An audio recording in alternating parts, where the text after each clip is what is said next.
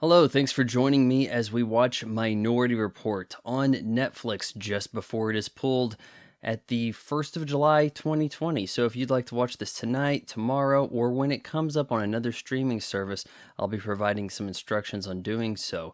But first, let's get all of the ads and other announcements out of the way. We're doing this Rogan style, and you know what I really like? I eat a good salad, maybe Caesar salad with grilled chicken pieces put in there. You know what is really good, beneficial, helpful for eating a salad?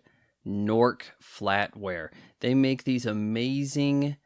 It's not cold pressed. This is like forged uh, titanium. They're stainless steel, like all the best materials. Okay, they make a fork knife combo known as the Nork.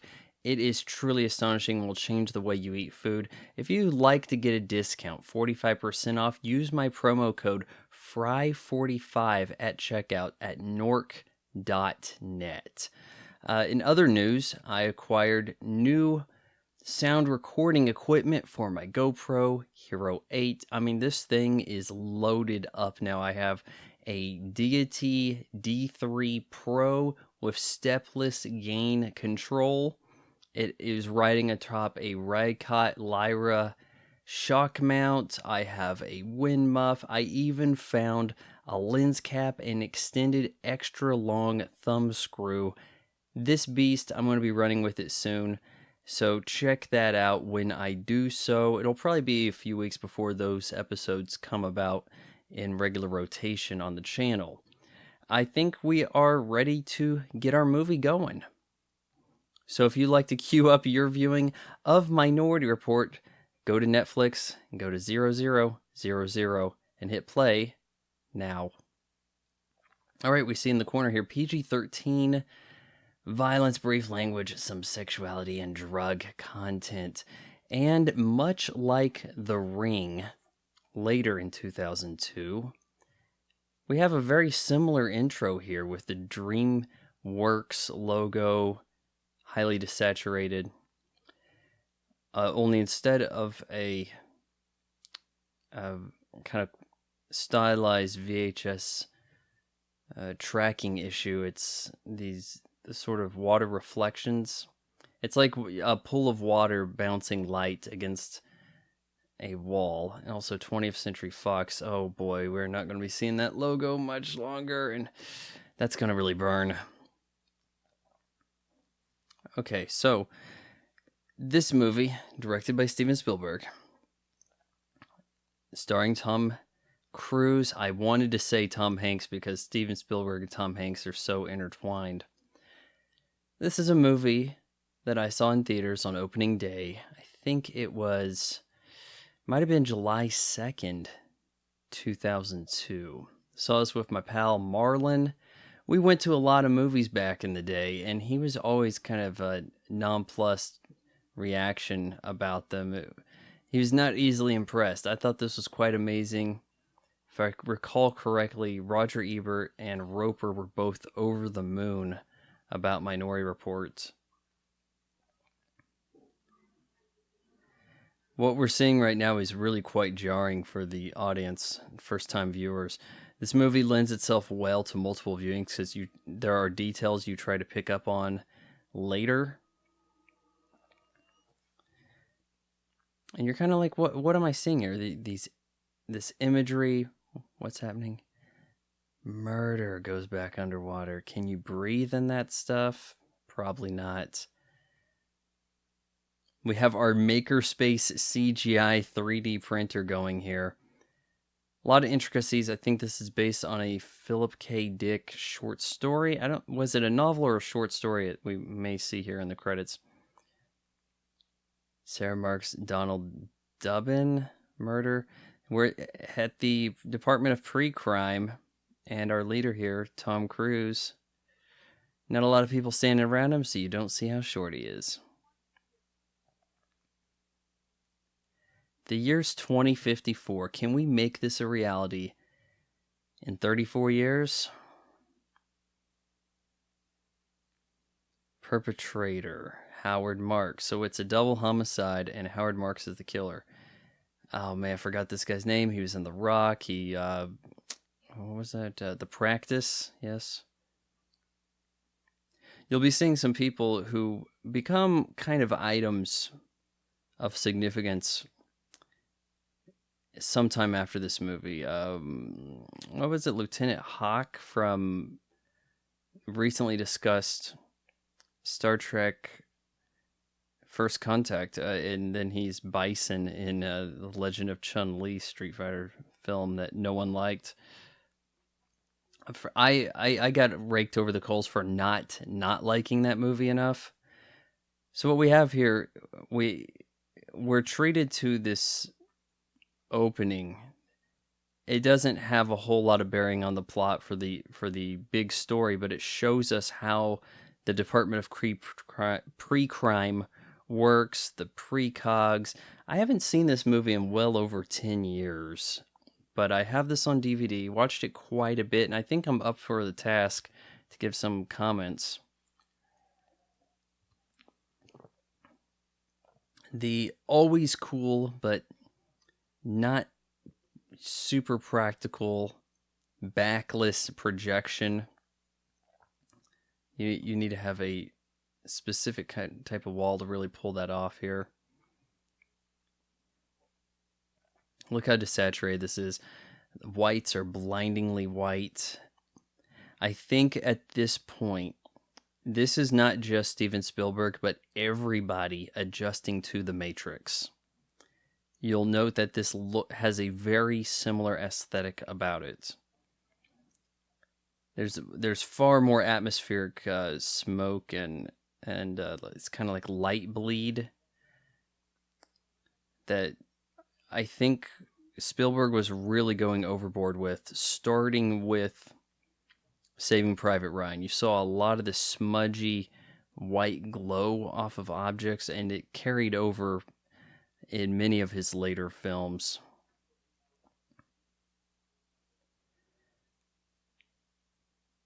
These guys are going so casual about it. He's eating a sandwich. How do you interface with dreams and visions? Maybe you put on the PlayStation Go glove we got here. We're doing a little bit of Wii U. We're doing a little bit of Kinect.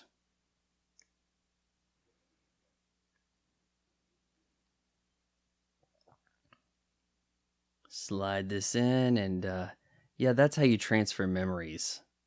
Like entirely visually. It's not saved on a file and put in. It is a snapshot of it. And here we go. We're orchestrating this. Now, how many people are capable of working this interface? Let's see. We got a vision, but we have to find out the address. We know this about the guy. It's occurring soon. We're working on a timetable. The Colin Farrell character will be introduced so that there's somebody for Tom Cruise to explain this for the sake of the audience. But he'll go into further detail, citing how the wood grain shows that I'm sure there's other ways to go about this. It was supposed to be an authentication line. Hey, it can't be faked because the grain of the wood indicates that when this was made, it's not a forgery of the said vision.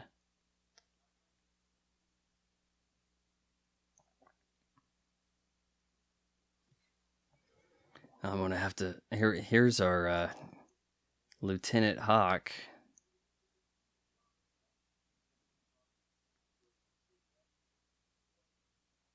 There's Colin Farrell. This is the introduction for many North American audience to Colin Farrell.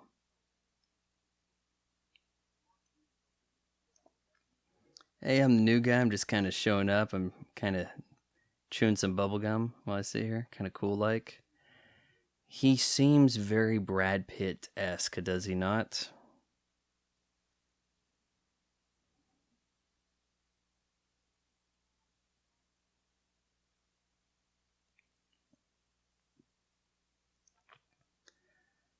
Minority Report did not receive a sequel. I don't believe it even received so much as a straight-to-video sequel. Oh, but there was an effort to make this into a TV series, and it was horrendous. Starring Megan Good as the, I don't know, constantly perplexed-looking cop with grotesquely arched eyebrows, consequence of Botox exposure. It also had a lot to say about culture today, like the whole legalization of weed. We changed the name of the Washington Redskins, all this kind of stuff. This does take place in Washington, D.C., by the way.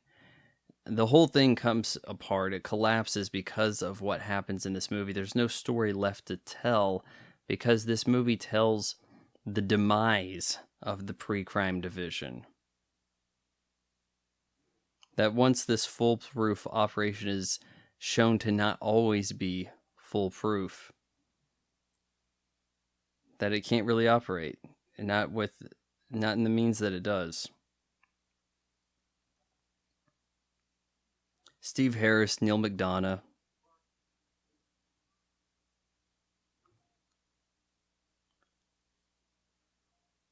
Oh, Tim Blake Nelson is in this. Oh, he's one of the precogs, I believe. Am I mistaken? No, maybe no. Surely isn't. Any little old Peter Stormare. There's a few other people I'll call out as I see them as we get here. Look at this launch system. I didn't realize it until I saw the anime last summer, but that's very reminiscent of how they get the Evangelions out from below and up into the city.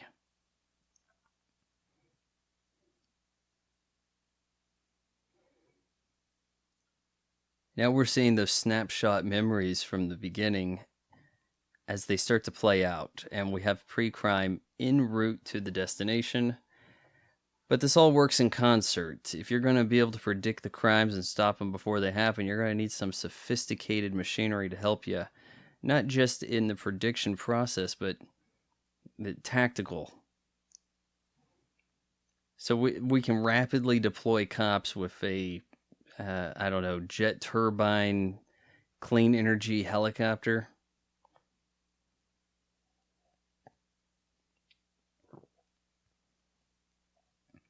One would also think that if time is of the essence, the crew would be standing by at all times instead of getting ready to prepare.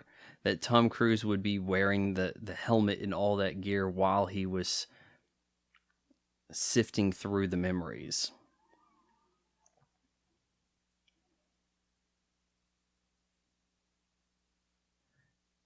And bear in mind, this is shot on film. Not a lot of sci-fi shot on film these days. You're going to see the grain. You're going to see some imperfections here and there, but I think this lends a certain effect that makes it look high budget, polished in a way that a lot of films overly clean, so incredibly sterile they don't even look like reality. Now let's whip pan to these shots here. Oh, I need all these houses look alike. What are we gonna do?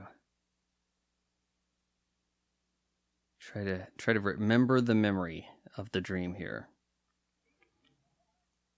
Oblivious couple is oblivious. This makes for a nice shot, doesn't it? You get both the couple and the spouse, the cuckold, in frame.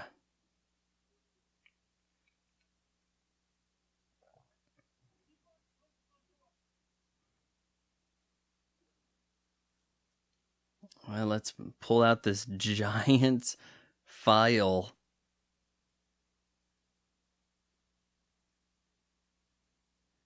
And did he need to operate this on the smaller display for the hell of it?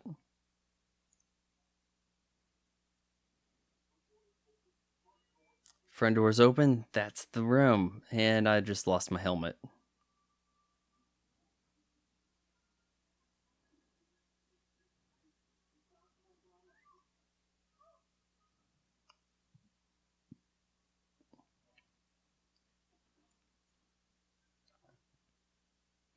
And there are your glasses. You say you've forgotten. Yes, but I also have. Is it a knife? Is it an ice pick?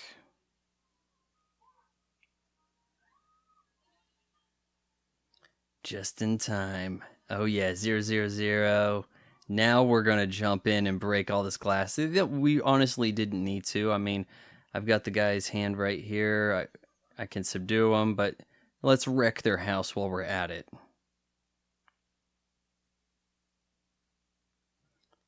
Identification through what? Retinal scan? Retina scan?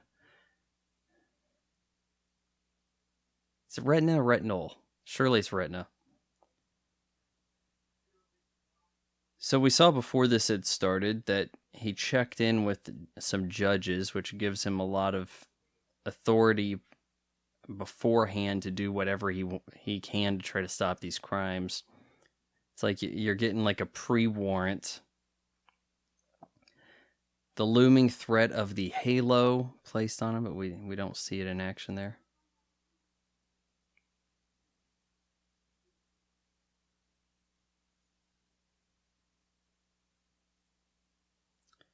If you're new to the movie, you're really placing a lot of this around. You're trying to figure out what's what here. It's just an echo. Precog deja vu. Yeah, we start to learn that these echoes are not what we seem to think they are.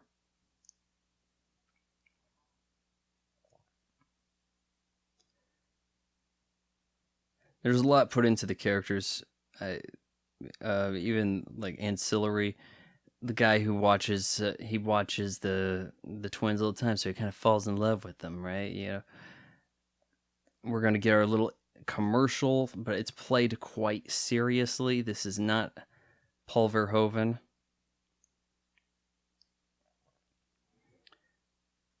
Crime got out of hand, but oh no, a miracle. Found a set of twins and an older sister who are capable of mutant like power, able to predict the future. In the right hands, with the right people helping, you can stop all these people from all these crimes that could have happened to them.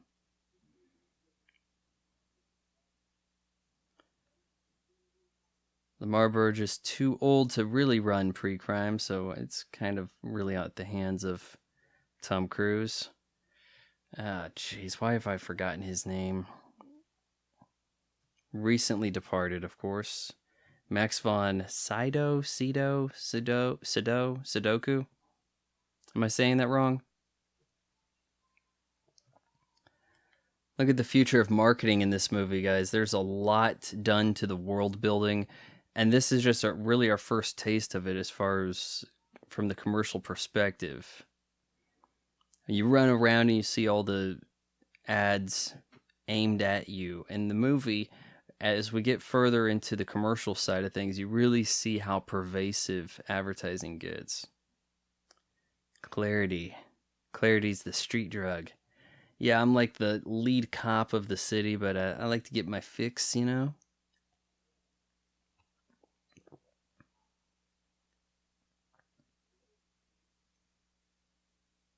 Kind of makes you wonder, how does this drug even work? It's what, an aerosol thing? You have to shake it about, something.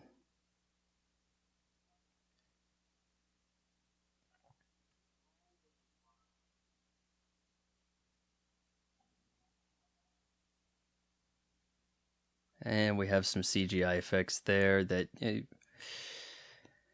most of the CGI in this film looked quite good in its day, and I think still does. I don't believe that it ages badly, as people will say. If it looks bad now, it looked bad then. Most of it looks pretty darn polished, especially once you get to the spider bots that will appear. You'll be seeing those. Those won over a lot of esteem from critics, I guess. Now, here, look, we got what? Just various inhalers? Is that how we take these? Seems to be a swanky pad. I mean, come on, he took like some kind of hover car up to it. We're pretty far away from the self-driving flying vehicles, aren't we?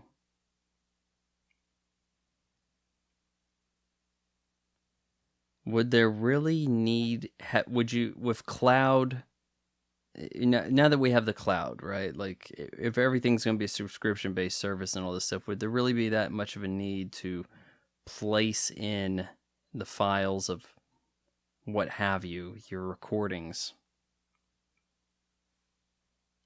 Of course, we can't have a normal keyboard. No, that's pedestrian. This is massive budget Steven Spielberg 4th of July weekend summer affair. Projectors everywhere, yes. We can even 3D up his recording.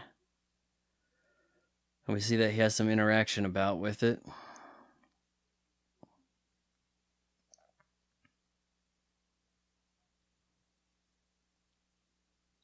This is a guy who's torn. He has the loss of his child. It's also destroyed his marriage. So he takes the clarity, and he sits about and he reenacts the last memories he had with his son.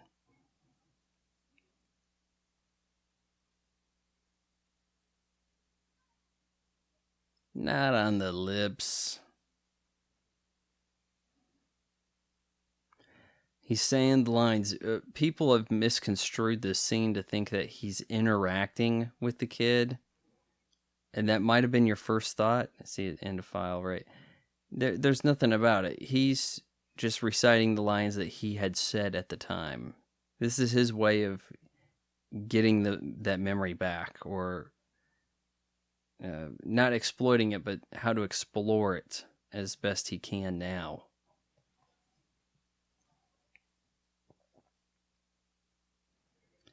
Inhaling.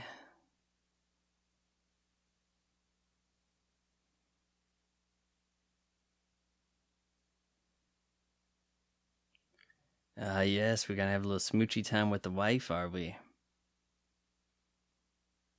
She went on to get a TV show that dealt with crime in a way also. I'm trying to recall what it was. It was like each episode there was like a cold case. I think that's it. Where she was like a cop, she's opening the cold case files, and then it would give you like an incredibly stereotypical view of that year. It's like, hey, it's 1991. All the kids have Nirvana shirts and they're listening to Smells Like Teen Spirit. That's how you know it's 1991. So yeah, it was full of flashbacks. But there's like a good deal of reward for her character in this movie, as we'll get to.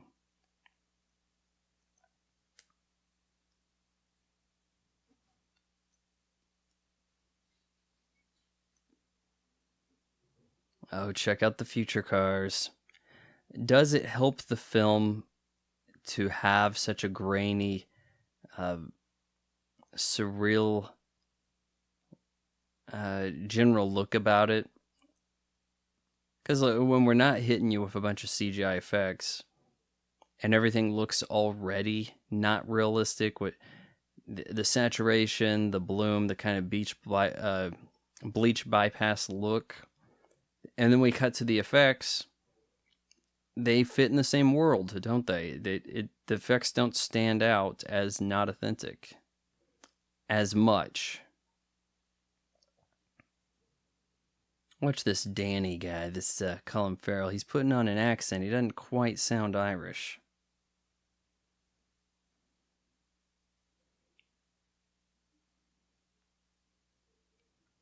Too often in times, if someone is so trusting, it's always betrayed in films, right?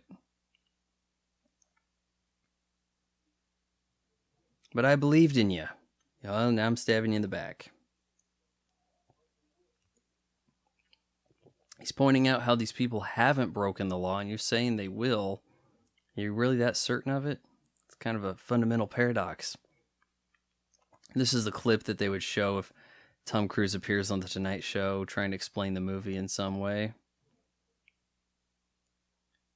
It was going to fall. You're certain? Yeah, but it didn't. You caught it. The fact that you prevented it doesn't change the fact it was going to happen. You ever get false positives? You know, like me always chewing gum?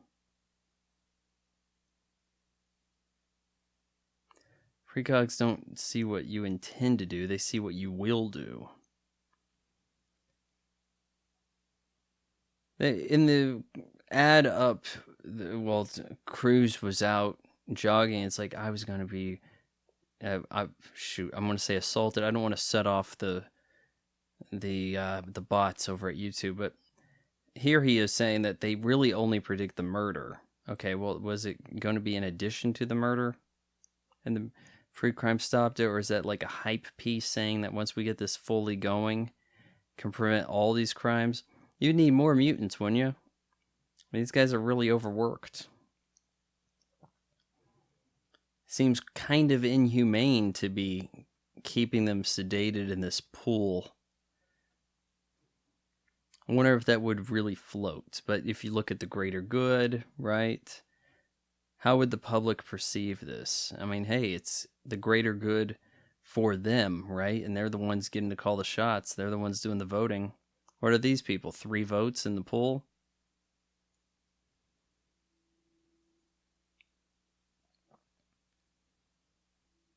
Oh, yeah, you guys got the attention of the Attorney General.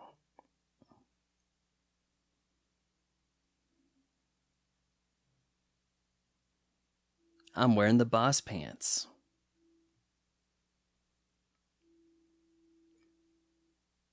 John is such an overused name in American cinema.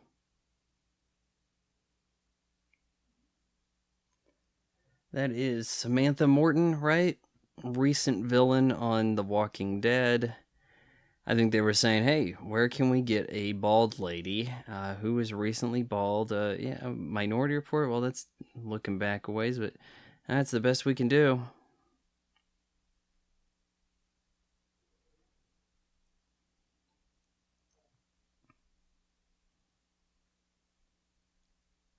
Oh, you want to get up and close, personal? Fine, we'll have to do it.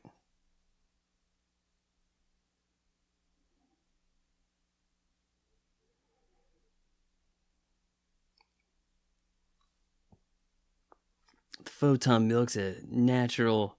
I mean, you got to come up with some techno babble, right, to explain how they can sit about.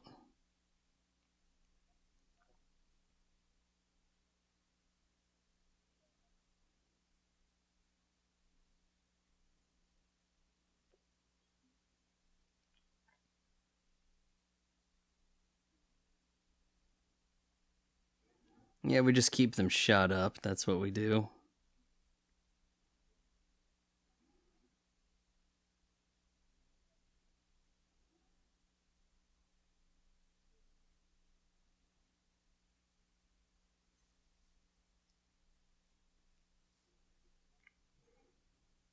Do we need the extra fanciful walls? I don't know.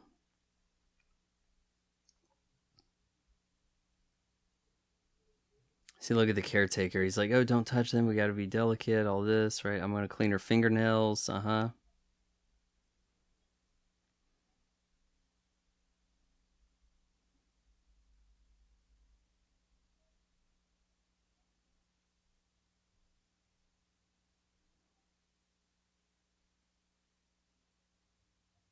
We're more like clergy than cops. Yeah, let's try to get a little philosophical here.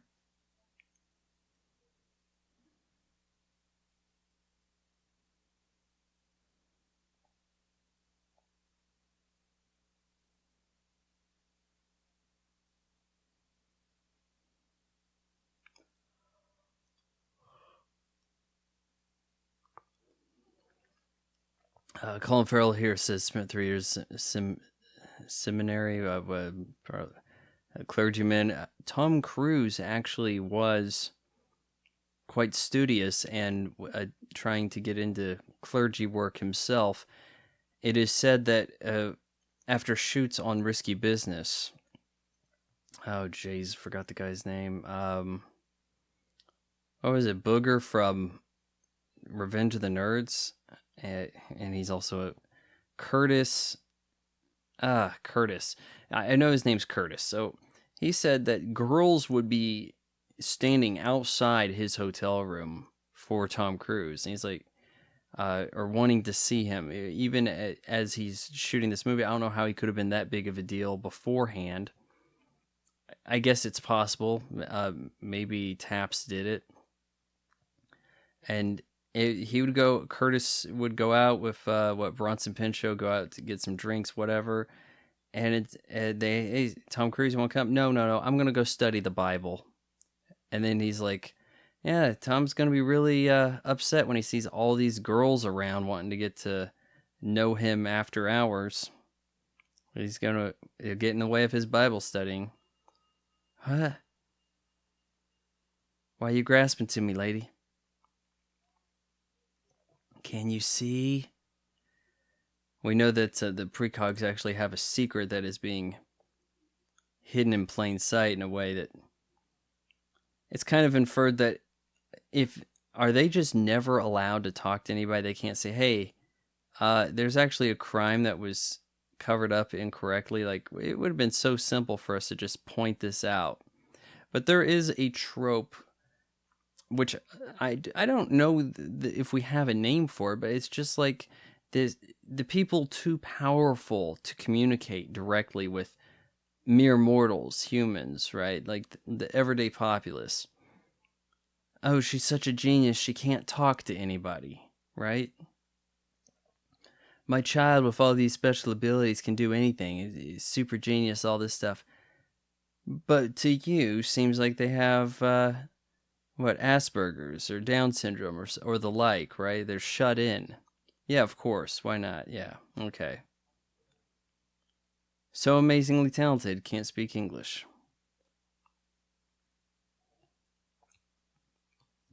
So it's going to befall on Tom Cruise to kind of investigate. There's Tim Blake Nelson, Gideon. Okay.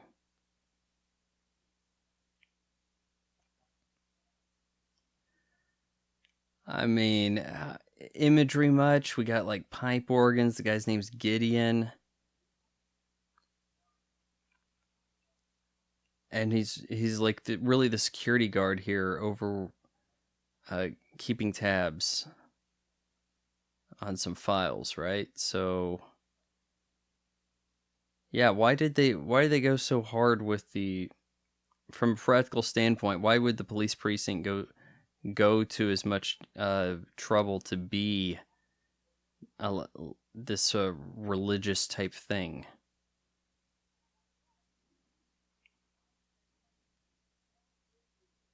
Oh, come on. You got to be better at powering that electronic bike. Well, wheelchair.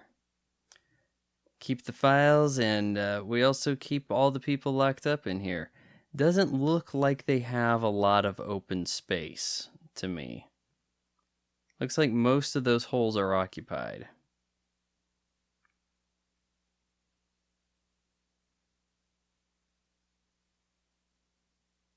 Wow, has it been so many? Kind of Matrix-esque. You know, you keep the bodies in the Matrix, right?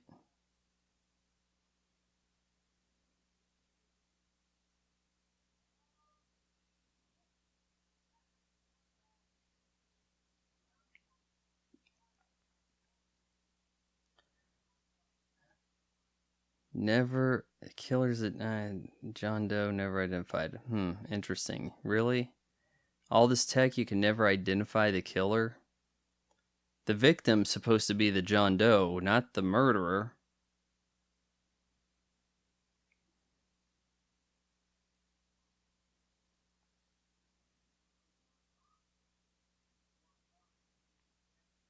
And we saw a guy who was missing eyes. We saw swapping out of eyes, and we'll be getting more eye stuff in this movie.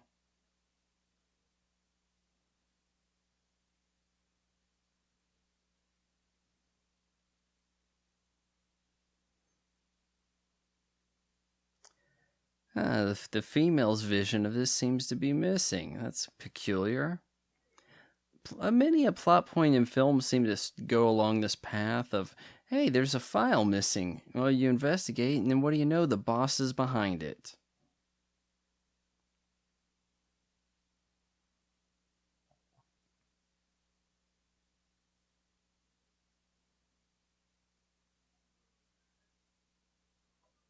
So what we have is, there's so many weird pervasive drugs in the future. They have some side effects on the offspring. She neuron addict. Well, hey, it made her kids the precog. The precogs. They call them the Oracle and the precogs. Which is it?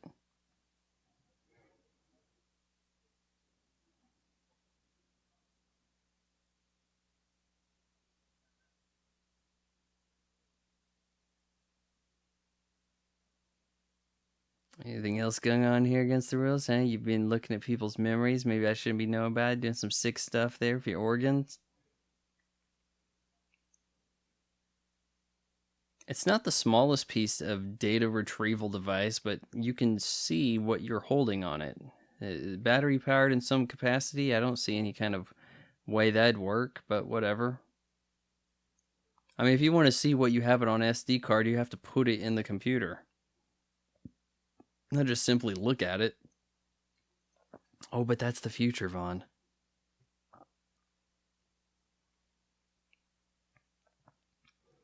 I hate herbal tea. Ah, yes. Look at that light coming into the window. You gotta fill a room up with some fog to get these kind of looks. And of course, theatrical smoke is now considered highly dangerous and all that stuff. And everything looks flat and boring today.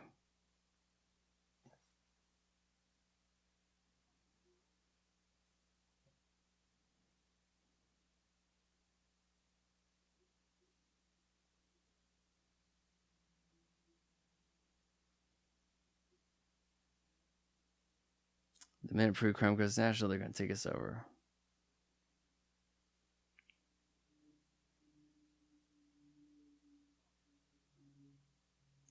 So there seems to be some pushback about every city getting a pre-crime.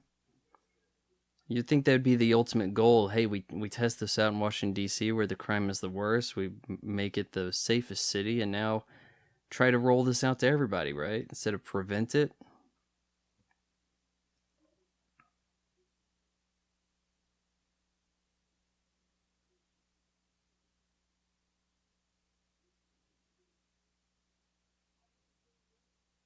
Talking about beliefs here. Your belief in pre-crime. More religious connotations.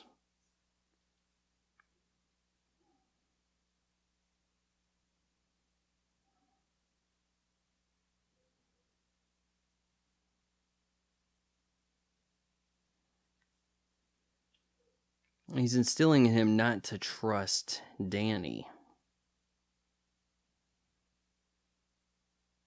This guy's snooping about. He must be... He's the bad guy, right? Yeah, of course the actual bad guy is going to convince you everybody else is the bad guy. Which you know by now. I mean, you don't go listening to one of these commentary tracks having not seen the movie, do you? I hope not.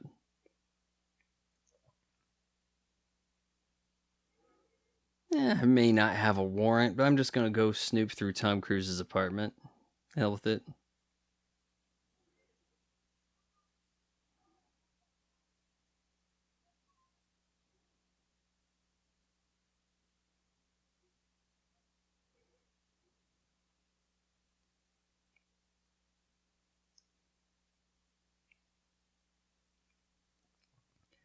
Daddy's in a lot of trouble, Sean. I found the drugs he's into. Uh-oh. What are we predicting here? You rise to the surface to preach the predictions. Who is the victim? Leo Crow. I don't really see the justification for the convoluted ball and laser etch. Yeah, we got something here. We found a victim, and let's get started. Yeah.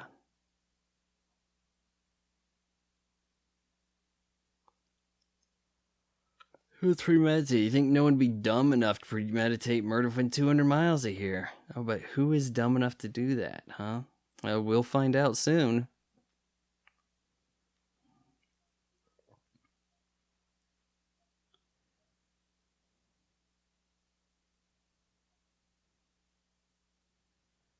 And here we are going through our spiel with the judges.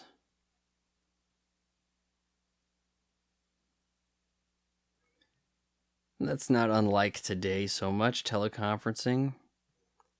We've got the upturned, plasma LCD display type TV on the wall.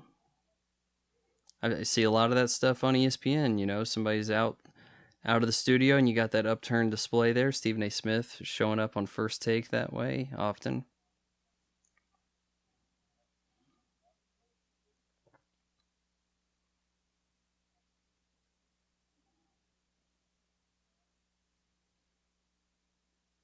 Let's fire up the classical music, go to work, huh?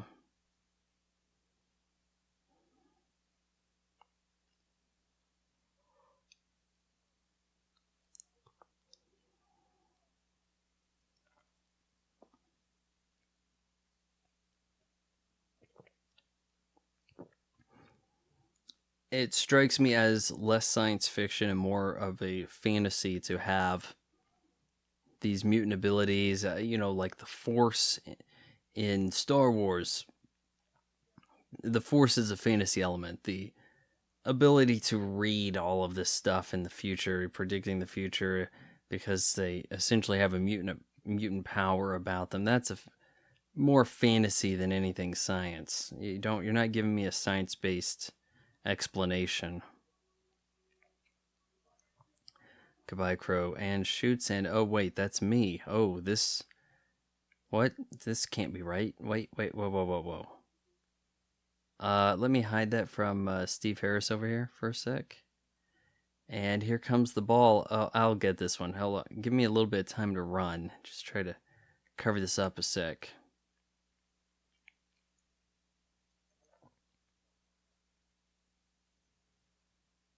Yeah, you go grab yourself some food. You know you like to eat during this.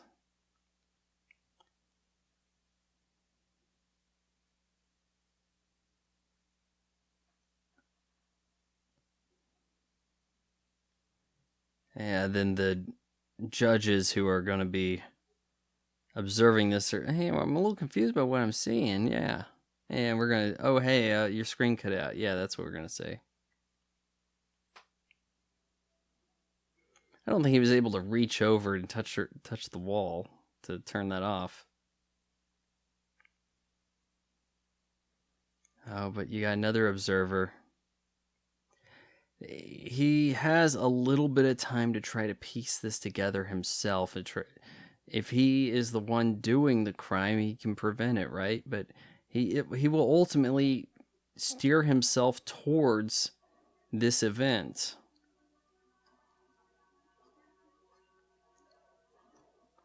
Anderton, wait. Boom. I like you, Chief. You've always been nice to me. I want to give you some time. Give you 2 minutes before I hit the alarm. Come on, give him more. 2 minutes, that's an arbitrary number. Give him 10. Come on. I mean, you don't really need to hit the alarm.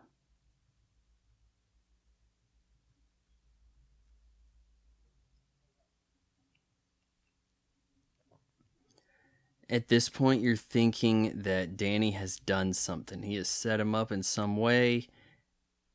He set me up. And he's confused over what this is even about. And it's genuine. You just don't know it. Yeah, I found your drugs. Oh no, this is bigger than that. Yeah, your drugs, 6 months jail. Yeah, you lose your badge, all that. Huh? Yeah, that's what I found. So you're telling me you don't know about the bigger thing, that you're setting me up for framing me for pre-murder, huh?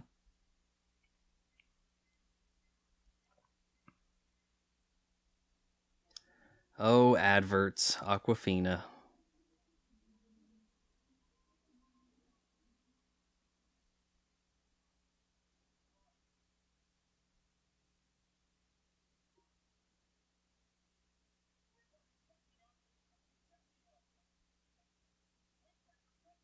He's still convinced that Danny's done this.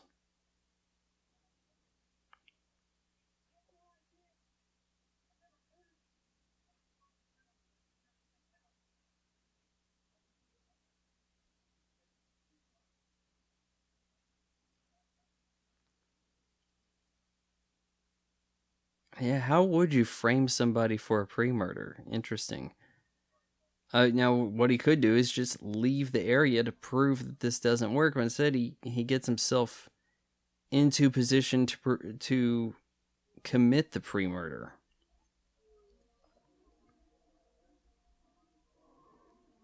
Yeah, this looks like an incredibly dangerous way to commute.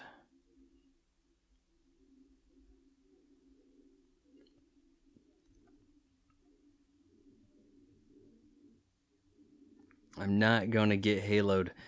I like that the ominous threat of being haloed. We didn't even see what it does. It's so gruesome. But there will be some payoff for it. Oh boy, this looks dangerous. Tom Cruise always hanging on to something, right?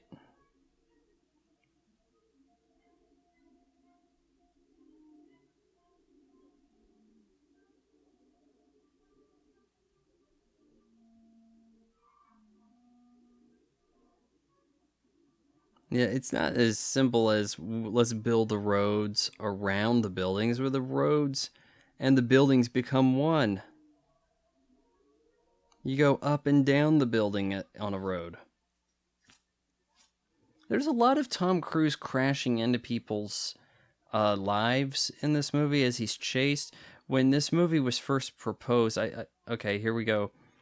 Uh, the lead contortionist gal here walking over. Oh my gosh, she okay?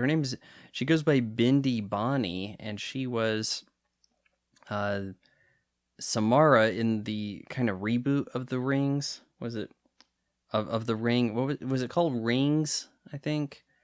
It had Johnny Galecki in it. It wasn't good, but and also it's not really a reboot. It's a continuation thing, but more on that some other day. Yeah, Tom Cruise will crash through all this stuff. I thought it was a Logan's Run scenario when I first heard about this movie. The title is admittedly not good.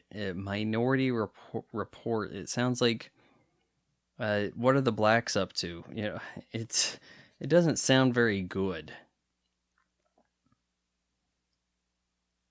It's not descriptive enough. What you're supposed to infer as you learn in the movie that the Minority Report is like the false claim of the precogs. What would that be like? And we have the Lexus ad. We'll be getting more Lexus in this movie. It's product placement that's incorporated well enough. And yeah, we see the advertisements directly talk to you. John Anderton, get a Guinness. See, they scan your eyes, they know who you are, the ads are directly targeting you. This is before social media, people. Now, the ads come to you on your phone now. Well, here it's the ads are presented wherever the ads may be. The billboard is geared towards you specifically. Only now the billboard isn't just along the highway, it's all over the place.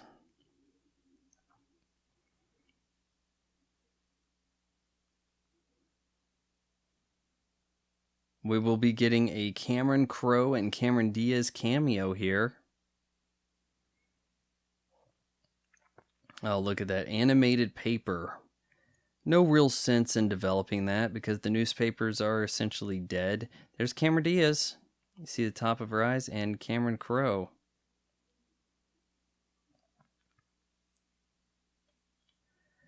I think was Vanilla Sky 2001 or and then they kind of brought them in to make it kind of like a cute little hey, we worked recently together.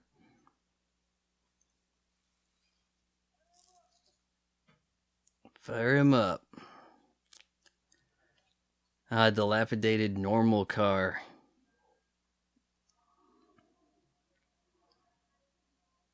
Yeah, we got rocket packs. Yeah.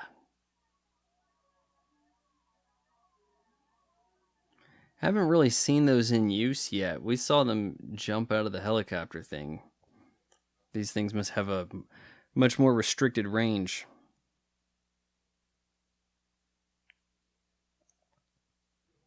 Hey, you're a good guy. Just don't run. You don't have to run. Come on, wait.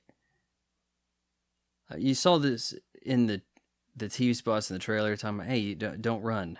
And then all you got was Tom Cruise running, and you thought, well, is this like a Logan's Run reboot, remake thing? They're calling it by a different name. But it performed well at the box office, if I recall correctly. I think it opened #1 and did pretty good work.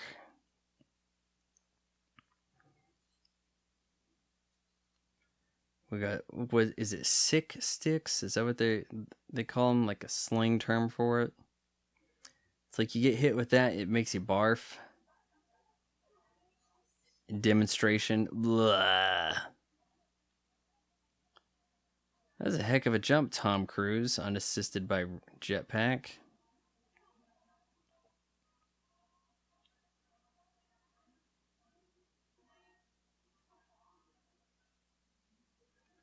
The John Williams score, a little fanciful here. It is overall a forgettable score, but it's used in a way that's very in tune with how Steven Spielberg wants music in his movies. We'll also see the effects of Tom Cruise's antics here. Mild repercussions for a family in the building. Oh, you want to make sure you grabbed onto him because this fall to your doom.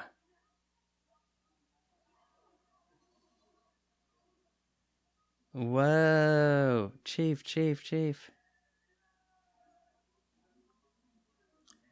It's not Mr. Anderson, it's Anderton.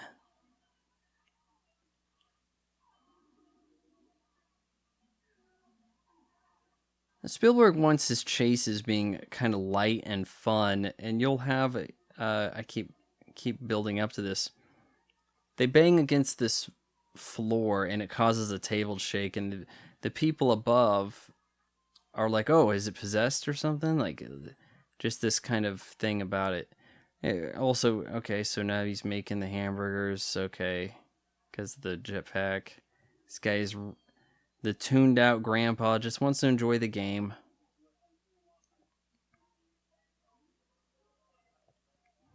Now look, they're going to hit the ceiling here.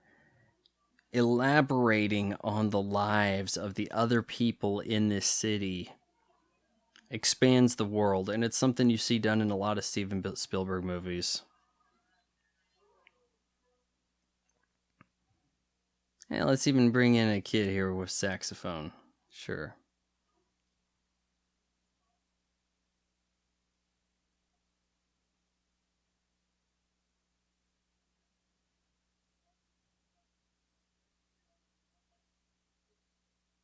Go to sleep? How'd you just flipped him over? You thought that was really going to work? This car very much in the vein of the Chevrolet SSR and HHR, kind of panel wagon look.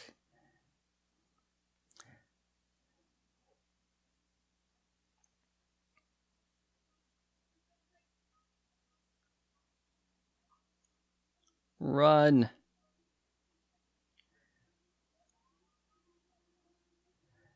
Now, in a world where you have self-driving cars with flying capabilities,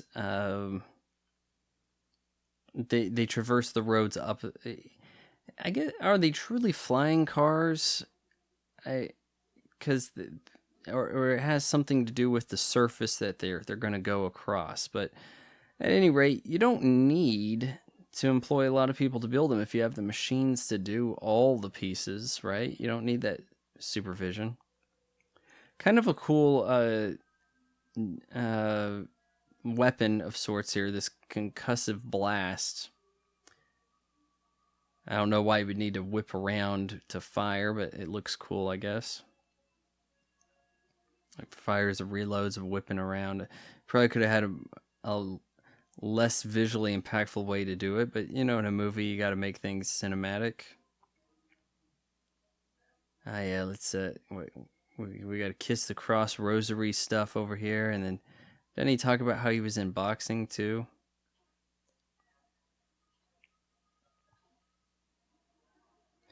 The next year was really where Colin Farrell blew up more. It seemed like he was in every other movie.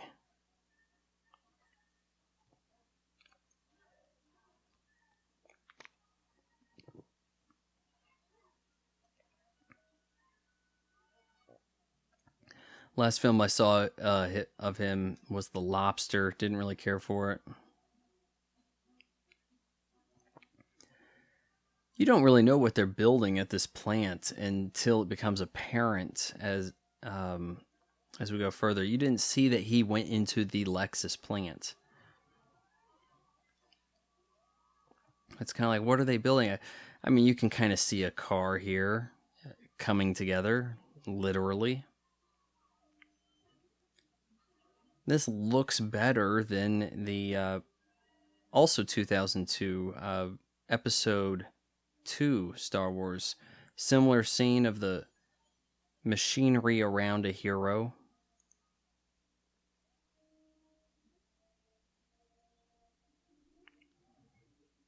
How did he make it?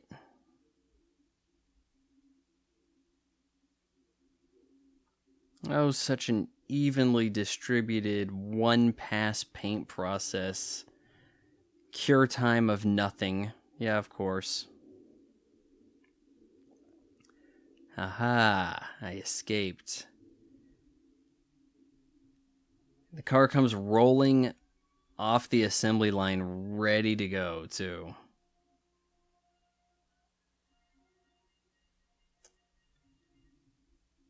What a miracle. But hey, it's the future. We don't know how they're going to be making these cars. It's quite possible that's the way this works. It rolls off the assembly line, drives up to your apartment, and is sitting in the garage. It could happen. You can't rule it out because it's not something that entirely grounded in our reality of the present. Gonna have to investigate this further. You saw this lady in the little flashback bit shown in the sort of archival footage of the pre-crime hype reel.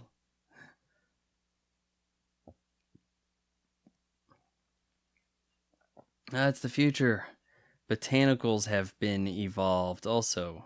Preventive measures here. Though, what's the practical purpose of vines kind of sort of reaching at people, huh? Oh, can it scratch you and knock you out? Is that how we're going to deal with trespassers? Oh, but you couldn't get a longer lasting paint for your greenhouse, lady.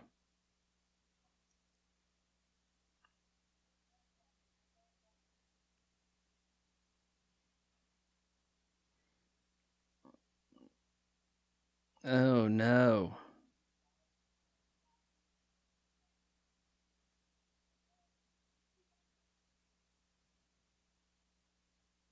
Hybrid doll's eyes, Branbury something. Oh, the poison, extraordinary display.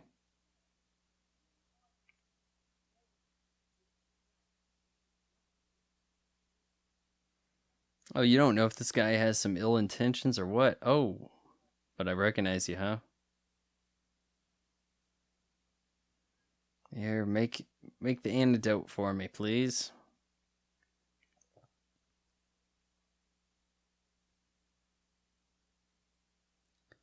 Totally buggered. Not the American way to go about saying these things.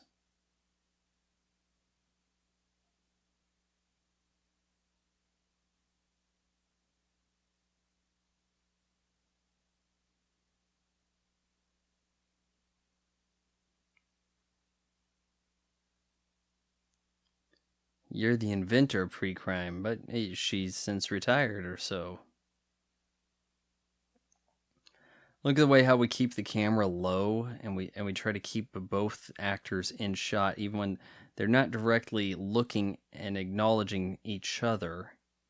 Tom Cruise is looking away, but we're able to continue the scene without going typical shot reverse.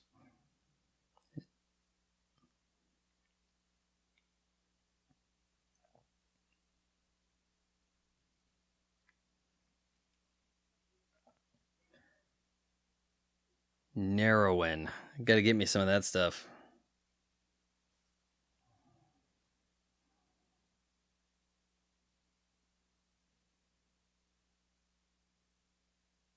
Most of them died before 12, except these three.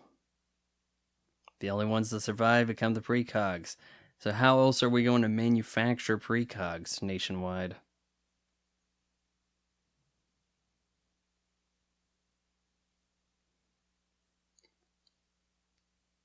They dreamt only of murder. I actually woke up at 4 a.m. today. I had a bit of a nightmare. In the dream nightmare I had, I was laying in bed and Alexandra Daddario was a vampire who was drifting, like floating by through the hallway and into my room. And she came up close to me, like kicked out. Yeah, I'm like kicking about, and I kind of screamed a bit as I'm waking up. Kicked over. And then I wanted to get back in on that channel. I wanted to go back asleep and resume that dream. You ever have that happen? You ever kick out too soon?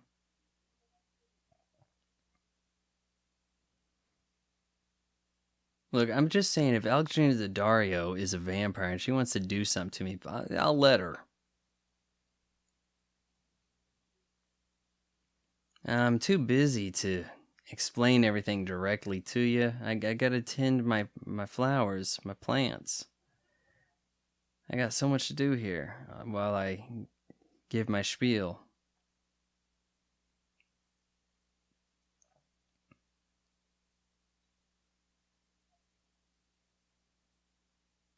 The Minority Reports.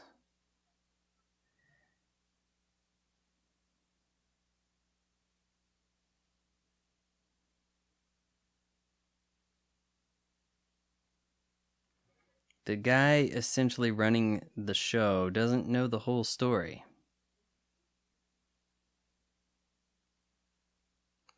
And then we get a little bit of an influx of a feminist agenda about this. Like, which of the precogs doesn't agree with the other and holds the Minority Report? Oh, it's the most powerful one, obviously. Which one's that? The girl.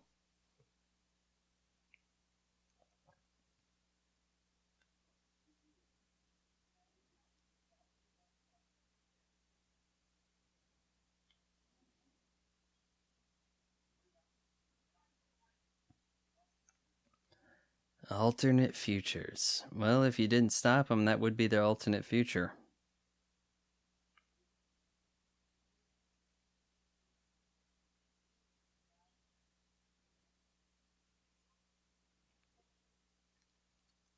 If you kill your victim before, I don't really think that's the way to bring it down. If he kills his victim, he does as projected. If he doesn't go anywhere near it, then that exposes the truth.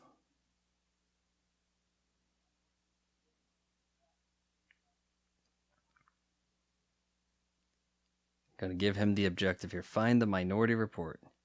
So the Minority Report's destroyed. The record is destroyed. The original report still exists. Whatever report could be stored in a safe place, but not declared. Oh, come on, quit being cryptic, old lady. Just tell me. Man, he got some scuffed up knuckles there from that boxing. Inside the precog who predicted it. And then there's like this weird element right there where it's like, hey, were you an old lady who really wanted to kiss Tom Cruise? Let's live out that fantasy right here, right now.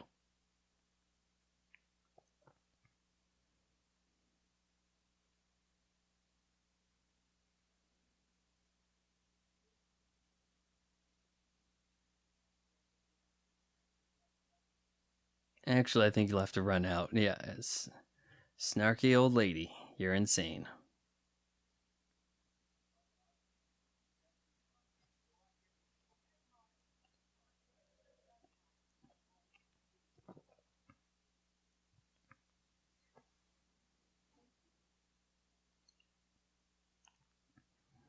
So much about seeing here. The precogs have the visions, and we're having all these allusions to loss of eyes got stolen, swapped, missing. You're gonna have to risk the dark, huh? The chips are down, the pressure is on. Every creature on the face of the earth is interested in one thing and one thing only. Ah, scarring old ladies. No, its own survival, that's it. Find the Minority Report. This message will self-destruct. Tom Cruise kind of does have his haircut from Mission Impossible 1 here, in a way. Man, that one he was really, really quite had it buzzed, you know?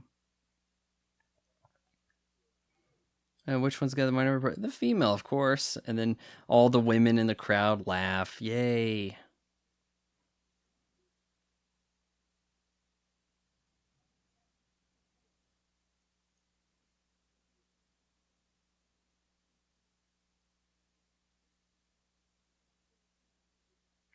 Chief Anderson's not here anymore, so I've got his desk. That's how I do things at the Bureau.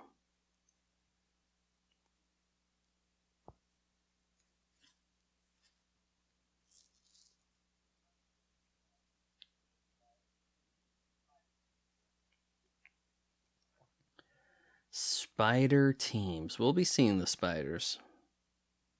In the subtitles there, to had them with the Y, as one would spell the convertible top for a Ferrari.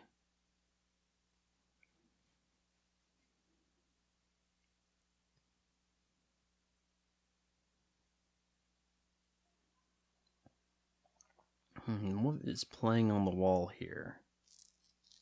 Not sure if I can much figure it out. We'll give it a shot.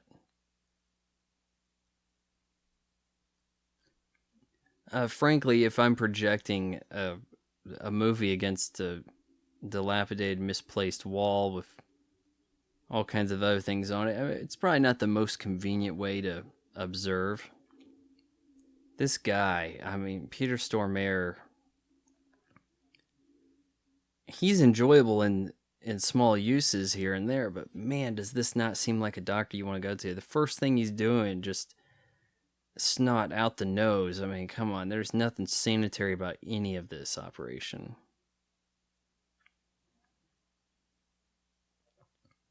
So how do you get in somewhere so you don't get eye scanned? Sunglasses just don't exist, do they? Yeah, I want to surprise you with the anesthetic stuff, knock you out, nap nap.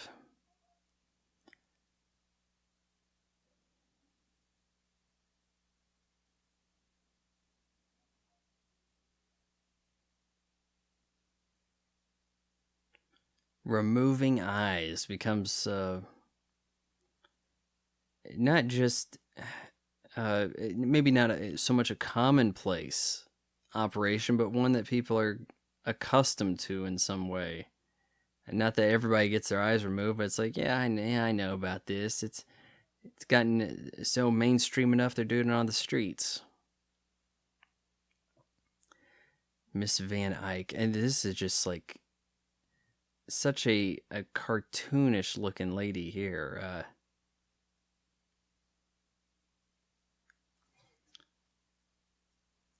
I mean, this is like something out of a horror.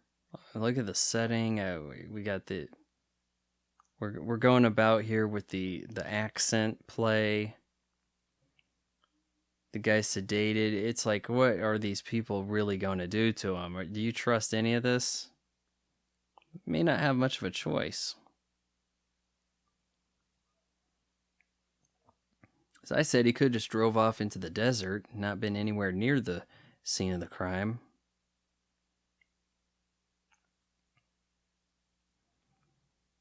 I mean, he has a benefit that the other people convicted of the pre-crimes don't have. He saw what would happen before it happened. They didn't see it happen.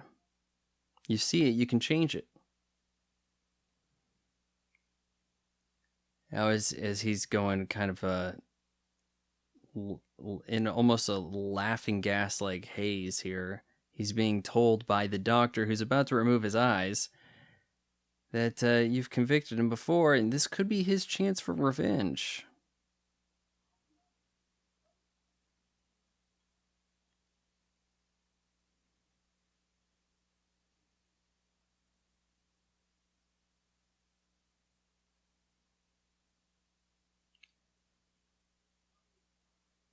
I've got to wonder how one of the guys over on Cinemassacre's rental reviews feels about this movie. It's eye stabbing and eye related stuff really gets him. I think he edits the videos for James, the Angry Video Game Nerd. They recently concluded their series with its 100th episode, the rental reviews. So, yeah, Tony, that's it. I don't think we'll be seeing Tony along as frequently on camera over there, but I wonder how he feels about Minority Reports. Ask him for me. Have him comment below. I'm pretty sure I think I chewed out him and Kieran in recent verses.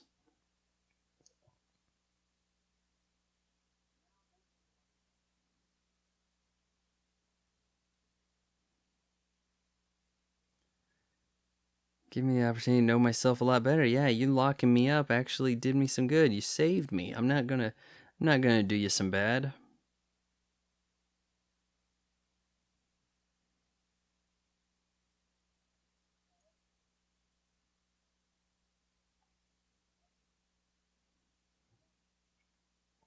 We'll see here that Danny, Colin Farrell, he actually does his due diligence. I mean, this he's fairly by the book. Maybe he doesn't need to be breaking into people's apartments so much, but he actually is investigating. He's giving Tom Cruise the shake, right? The fair shake in a way. Where could he be hiding out? Could he be hiding out at ex-wives? Does she know this Leo Crow?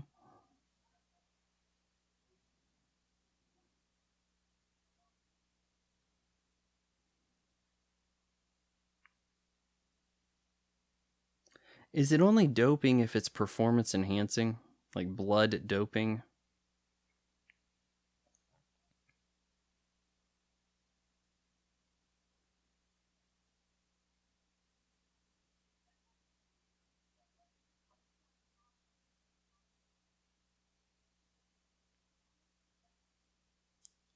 We'll be learning more about the fate of his son disappearing in a public pool, but he was with them. Yeah.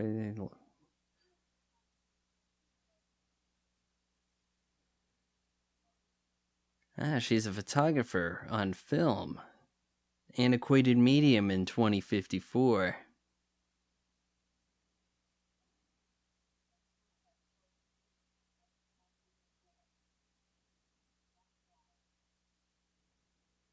Well, I mean, come on. If the husband loses the kid and he's murdered and all that, maybe you blame him, and that could be a reason to leave, possibly.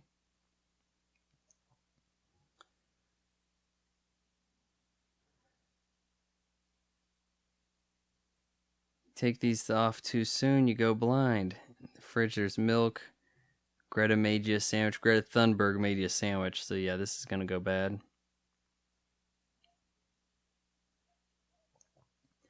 We gotta set up kind of a convoluted game here for him. This is like something from Jigsaw.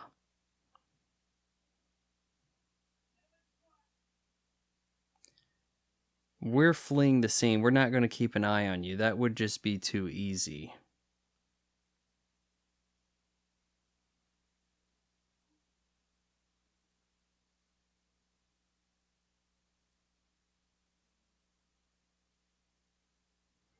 Giving him a device here to disguise his face as well. Oh, yeah, nice little bonus.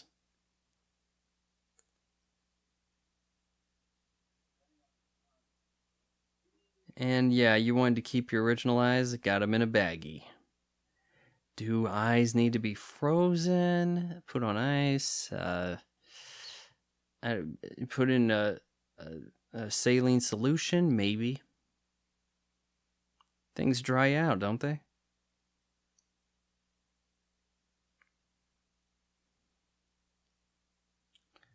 Don't open your eyes until the timer goes off. You'll in trouble.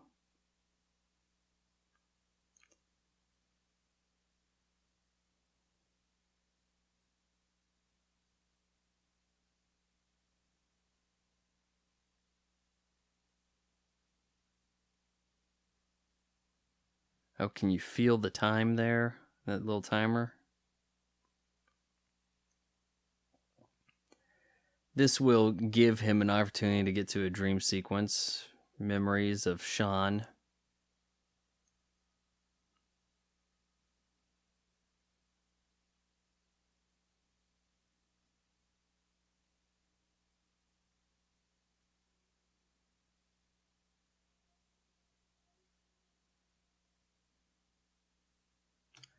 And here we are at that public pool.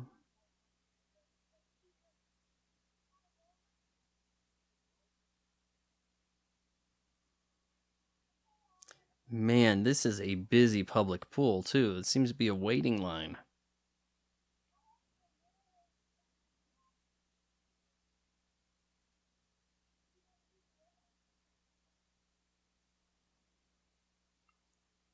Oh, no, he takes the bait. Tom Cruise goes in the pool, goes under for a little bit, and Sean walks off.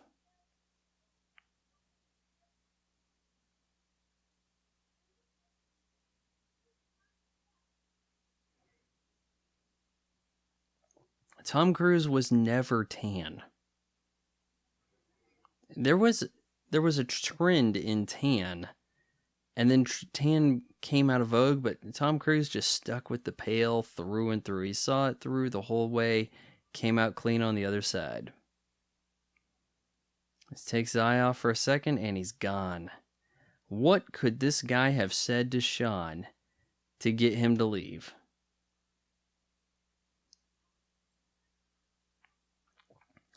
Kind of a heartbreaking scene here. You get all the confusion, the looking about, this POV shot, and it's quite frantic with the editing. Camera bobs around,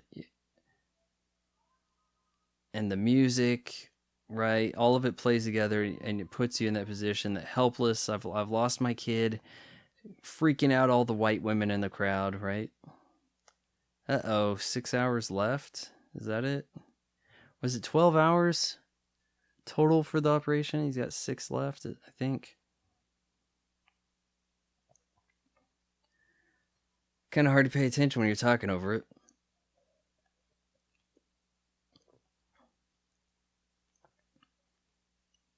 There just happens to be like a bunch of waste and putrid stuff around. You guys couldn't have cleaned out the fridge better.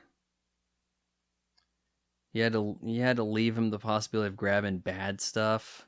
Couldn't have just left the good stuff in there. That feels like a sandwich.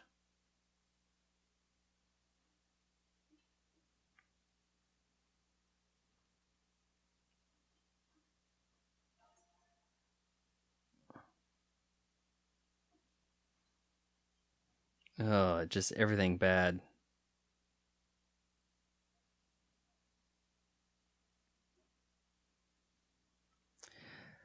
Bad Boys would not be on Fox in the year Cops would not be on Fox in 2054. Yeah, it seemed like a show that would last forever. Got recently canceled after 30 years, I think. The current season's been canceled. They're going to redo it and keep the name so you could theoretically say that the show is still on, but it's on Paramount Network now. It was on Fox for the longest time, like 25 years. I think it spent the last 5 years on Paramount Network. Or Spike and becoming the Paramount Network during that time. This is how the lower lives live. This is what the poor destitute are like in the future of Washington, D.C.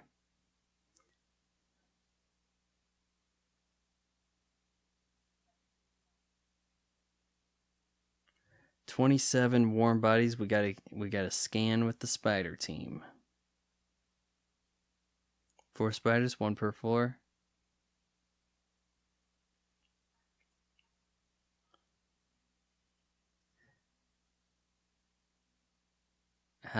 Looks like more than 4. Didn't he say 4?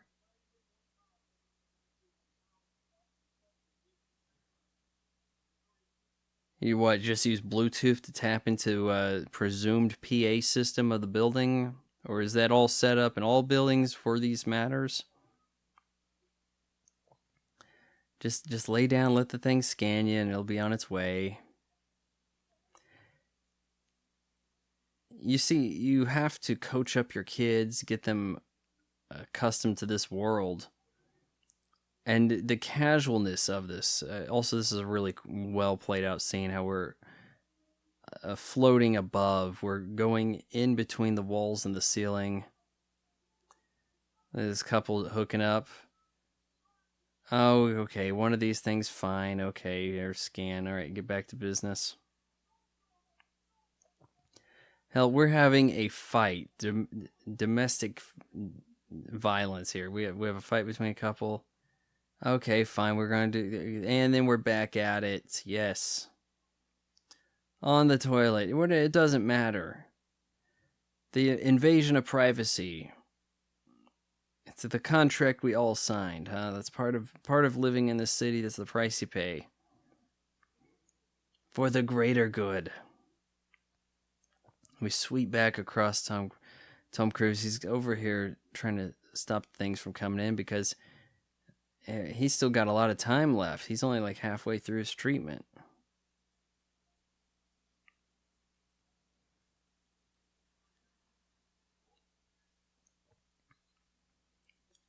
He's got some ice here. You dump that into the bath, and he's going to try... You lower the body temperature. The things... They're not going to go after him then. Is that the idea, right? You got 27 warm bodies to take into account. He's got to disappear.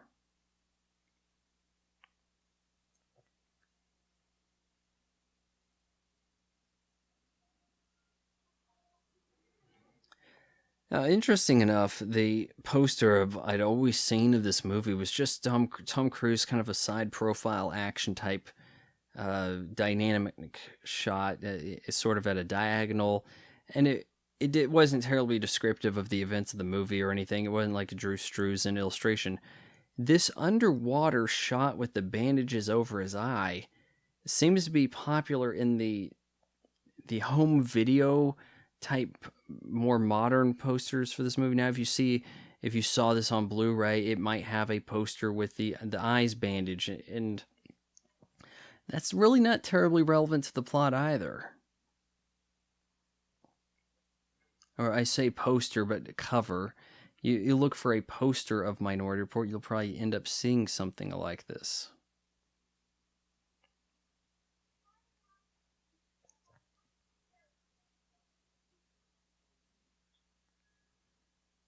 This guy, he's the cop, and he says, "Oh, I'm real Terry. You keep away from me." Not a good look with the current situation in police, right? Oh, they're zapping you into complacence. And look, these look kind of cool, but you know what? A larger version of these, War of the Worlds, also Tom Cruise and Steven Spielberg, a few years later. What, 2005? Okay, I couldn't trick him. Fine, look at the eye. If I open it, am I going to go blind? Shoot, opening your eye to the world at all causes you to go blind if you do it within... But before the 12 hours is up, and now you're going to get scanned? Seems like it's going to be a certainty. Anybody hesitant to getting scanned is going to have the full force of pre-crime come down on them? Is that the case?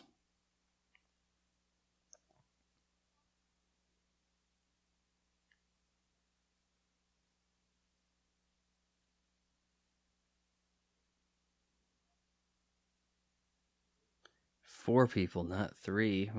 How are you keeping count of this? The man with the sunglasses. You guys couldn't identify that was a billboard sooner?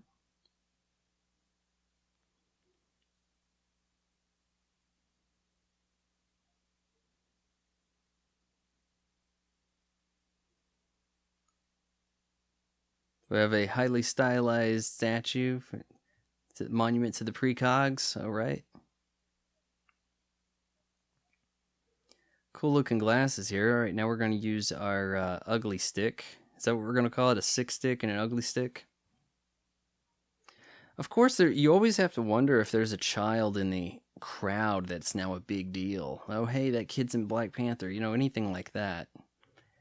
Seems like some kid shows up somewhere in a Steven Spielberg movie and they'll be a somebody. This is kind of a cool concept here. It's stretching his face about. They won't recognize you. You got the different eyes. Yeah, you can go in and do what you want.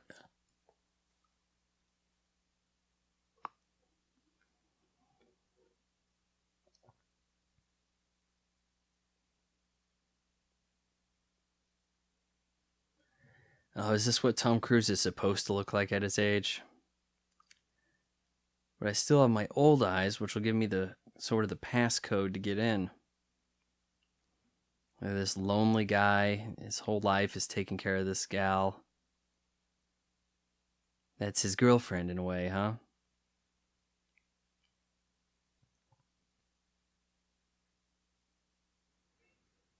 Oh, the comic, the comedy of chasing your eyeballs around. Oh boy. Well, he's still got one. Yeah, a little Demolition Man like in a way, huh? You taking the removed eyeball to get access, huh?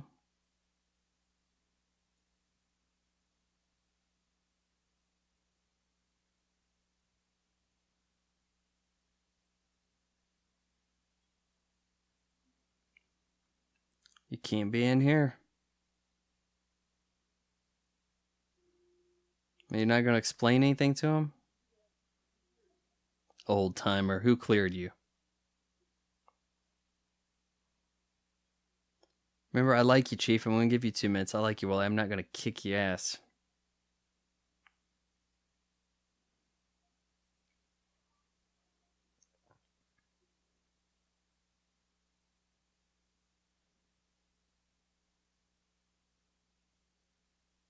Who does that look like to you?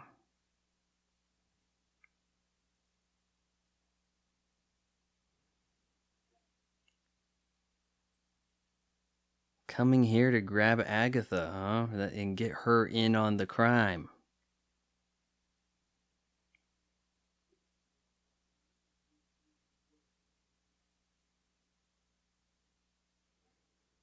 How do you sort through people's memories? Is it only going to be as they are willing to play them?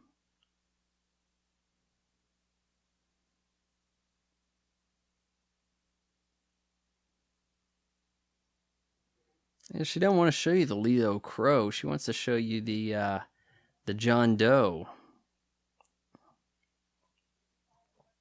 Anne Lively.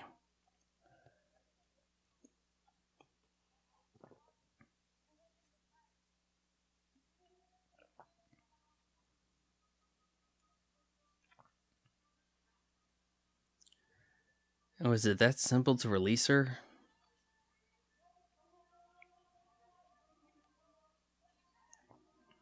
Flush.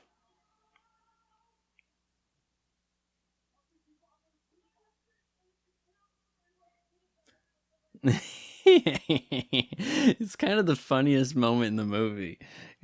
What's he want for you? So he can kill whatever he wants with no one knowing. Totally not the purpose.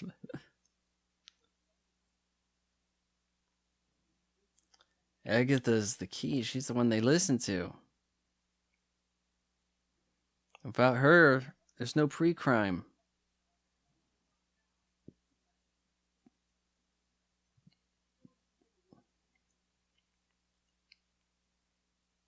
She's already part of the future. it really one of the unsung hero of this movie, man. Colin Farrell, he puts things together. He would be the guy in charge of pre-crime nationwide, right? He makes the fatal mistake of coming to the villain without backup and just kind of being like, "Hey, so yeah, I saw some stuff that just kind of seems a little weird, you know?" And oh yeah, one more thing, like he's Columbo, but no one ever just goes, "Yep, you found me," and then shoot. Oh, but it'll happen to Kevin Spacey and Colin Farrell in movies. Yeah.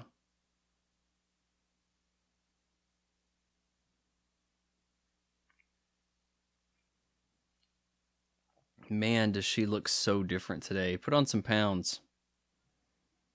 Eyes are being scanned. Mr. Yamoto, welcome back to the Gap.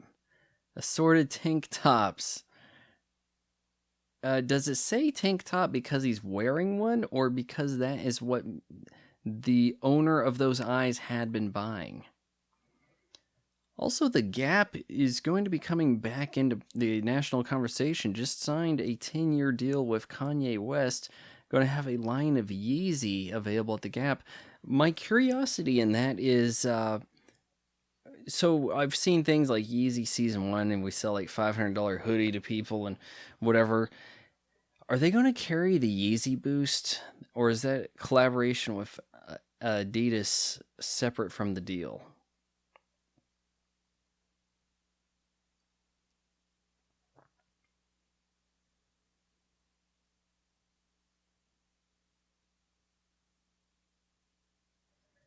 Who assembled this interface? So let's take it apart here, and we have some names.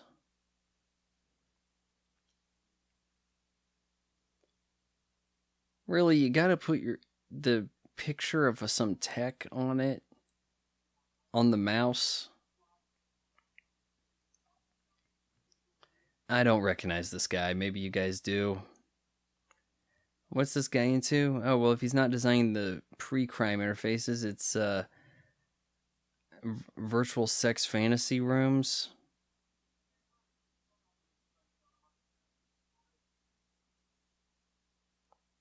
Yeah, a lot of people have fantasies they have to live out, and some of them are a little bit different than others.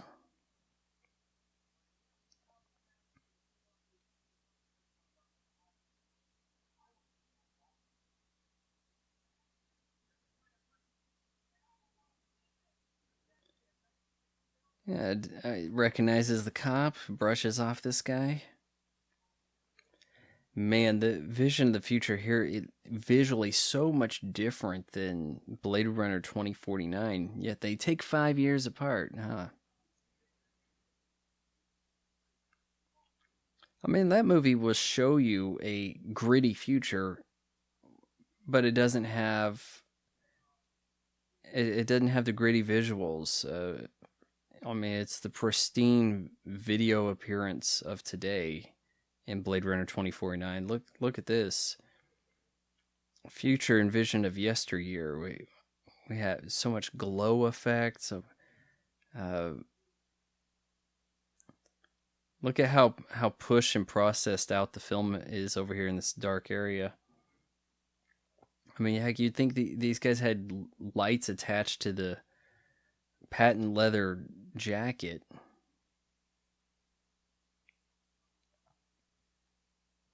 Oh, is she reading your thoughts right now? Is that the idea? Need to hack into her. And it's like a Fifth Element situation. It's like, yeah, she can't just speak plain English to us. Too powerful. So, on a whole nother level, they can't communicate with us.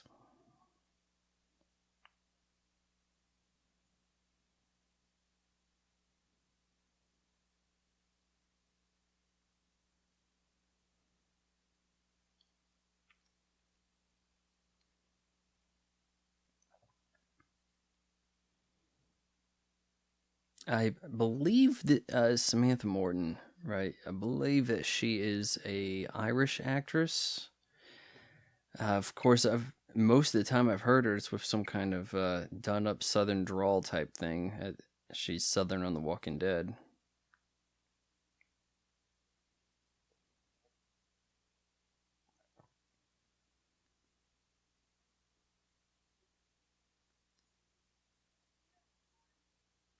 Oh, now I'm recording. Yeah.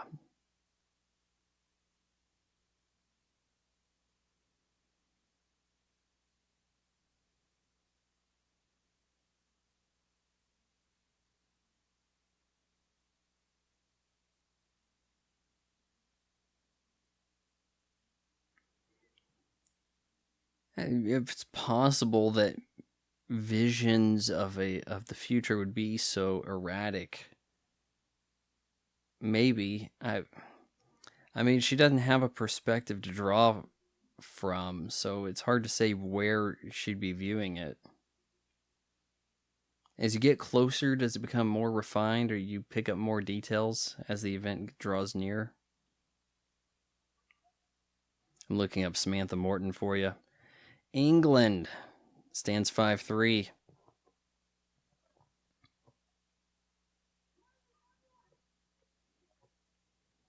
Do I even have a Minority Report? Do I have one? No. You actually are going to kill this guy. All three of us determined. How is that possible? Oh, but let me give you the deja vu of another thing I want you to look at.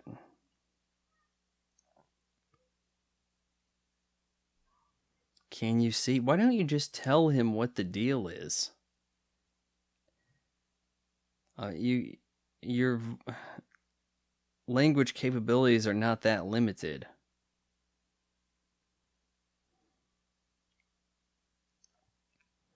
They keep showing you the Anne Lively. Why is that?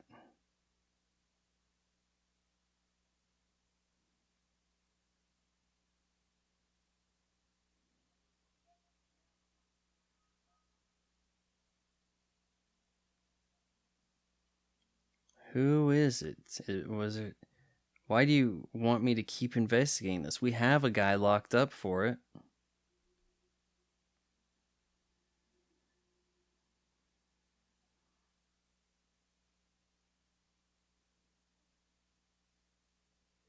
This is really cool though. That in short spurts she can predict the future just enough to give him the tools needed to elude pre-crime. It's not just a continuation of the chase that we've seen before, but it adds a unique, cool spin on it. And oh boy, you kind of have to get over the amount of light bounce throughout this movie. It is a bit headache inducing. Grab the umbrella. You have to grab the umbrella. He drops his briefcase. It's not stuff that will appear to be useful, but it will play a part. She knows your face. Hey, you look kind of familiar. Are you Tom Cruise?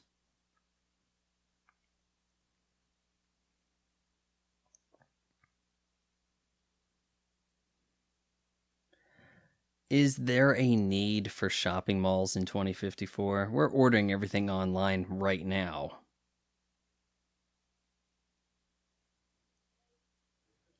She doesn't tell you why to wait, but he's figuring it out.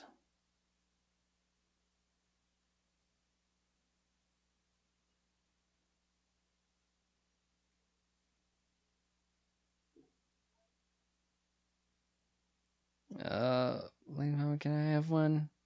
We see the balloons coming into frame, and oh, the kid buys the balloon just in time in front of them to block them from the cops. I think this sequence here, this chase, goes a long way in making this movie enjoyable.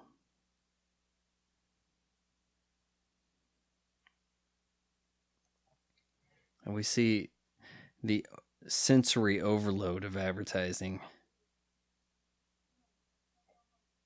He knows, don't go home. He knows you're cheating on him. Is that it?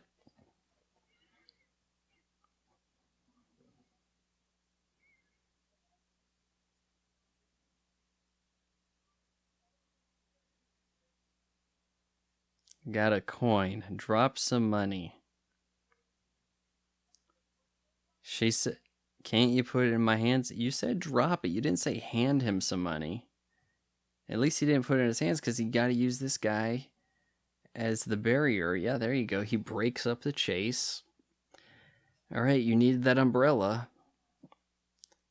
Wow, she told me to get the umbrella, and here I am with the umbrella. And oh, squee! It worked out.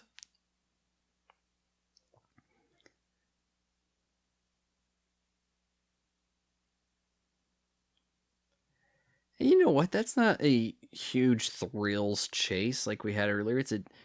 If you're going to get into further chasing in a movie, you can't just keep going down the same path, right? Oh, there we go. We have a billboard being raised while it's on, which I don't know if I totally need to see it gone that way. I'm assuming this is a digital billboard that will be altering, not just something printed up. You can't turn it on once you put it in place. Huh?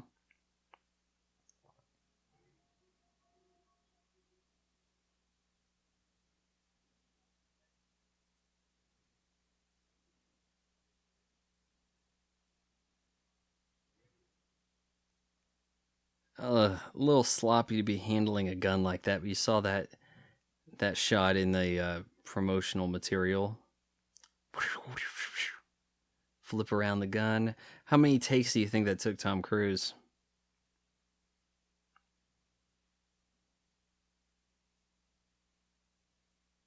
Do I need to look up who plays Leo Crow? Because this guy, he looks a little familiar. Was he on Lost?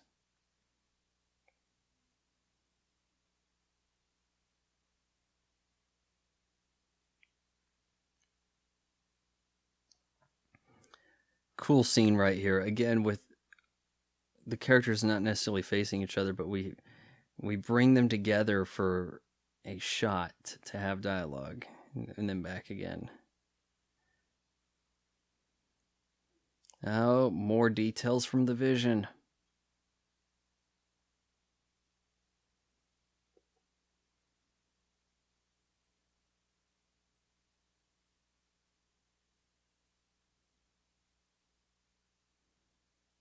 Leo Crow, Mike Bender,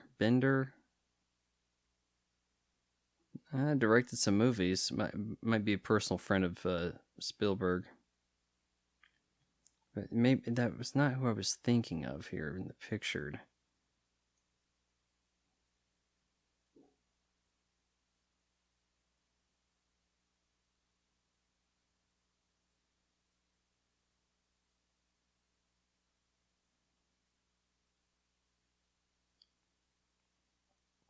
Now, what in this room could set Tom Cruise off to make him want to murder Leo Crow?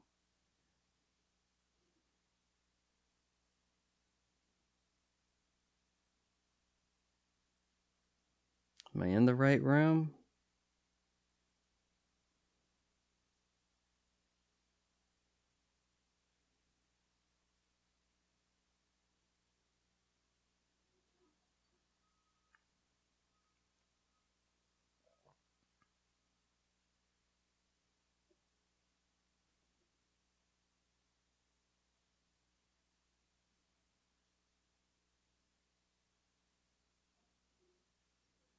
I'm going to take it to a different room, and what are we going to find here? As he comes across the what will be described as an orgy of evidence by Danny, we'll hear the kicking in of John's theme from the memory he had of Sean at the pool.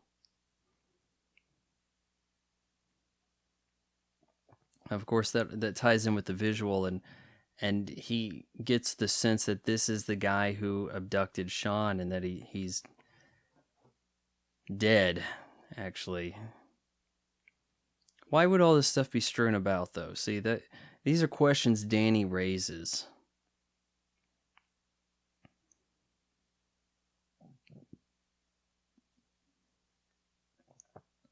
It's too convenient to have so much evidence in one place for all these murders, huh? Abductions leading to murder. That's the assumption. What picture is this? Yeah, though, if we were trying to get John to kill Leo Crow, we probably would have had that picture front and center. Made sure he found it. I've thought about only two things. The first is what my son would look like if he were alive today.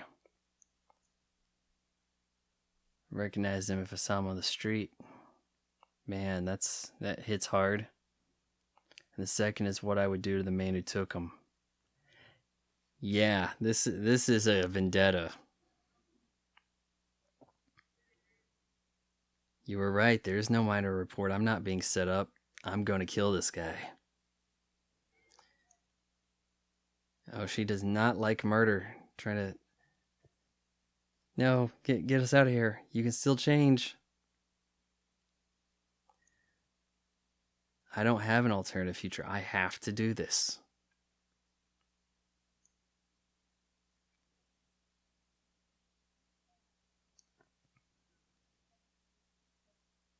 The others never saw their future. You still have a choice. See, that's the way I feel about it. Oh, man, this was so intense. I think...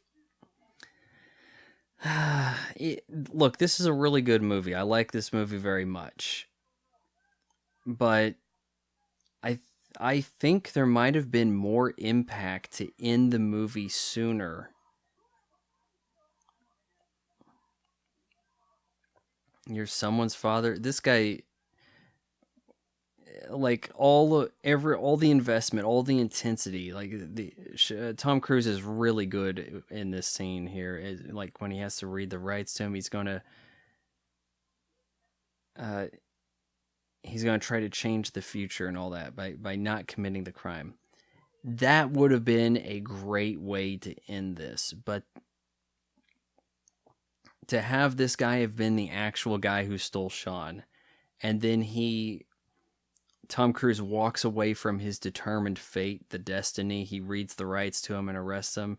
Very emotional scene. This is so excellent, so well put together. But then we learn it's a ruse, and that deters from it.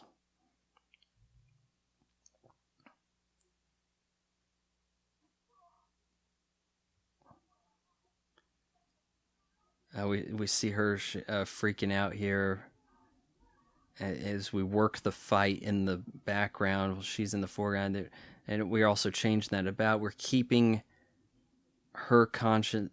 It's like we're being reminded of Agatha to play on the consciousness of John here. Look, the whole scene's coming together, John. Do you walk away from your fate? What do you do? You can choose. This is so intense.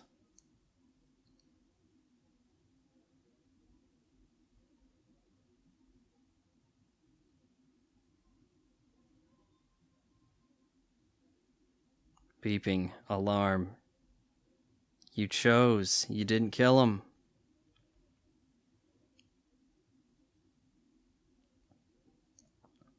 You have the right to remain silent. This kind of gets me tearing up, honestly.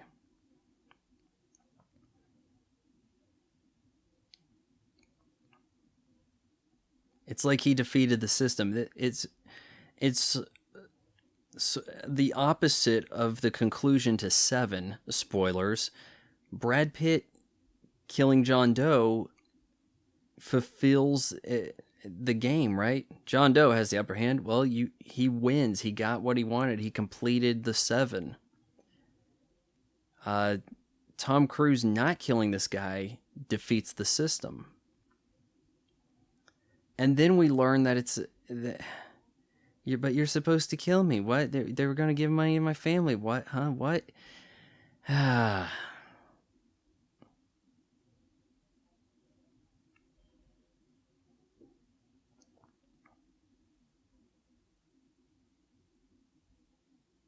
If you did what?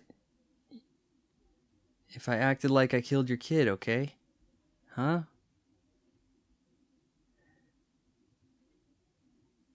But remember, in the vision, he says goodbye, Crow, and he didn't say goodbye, Crow, and then shoot. yet. So he fulfills the vision ultimately.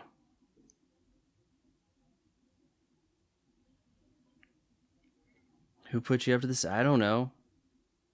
They never know.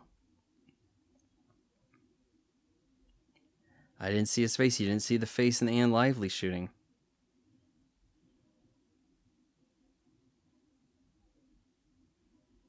Let go of the gun. Let go of the gun. Don't say goodbye. You know better. That's what you said in the vision. Don't make sure you just don't say goodbye.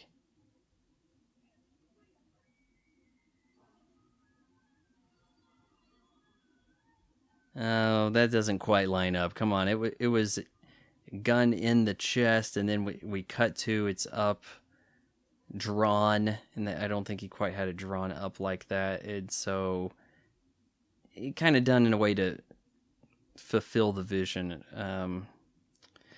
I think it's more powerful if he would have walked away. If you concluded it, it's been a long enough movie. Honestly, it didn't need to get drawn out further.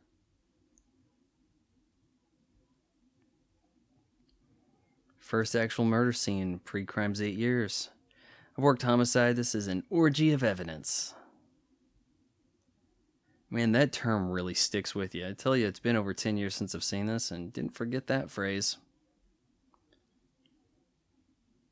This is all arranged. Who could have arranged it? Right now, the first-time viewer would still be thinking that Burgess seems pretty innocent here.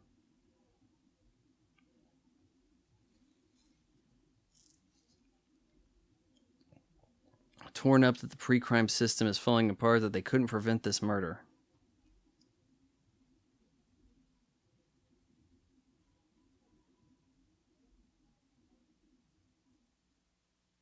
I mean, come on. Okay, one of them slips by. You've still interviewed in hundreds. Anybody with common sense would still approve the program, right? Even though it strips away rights.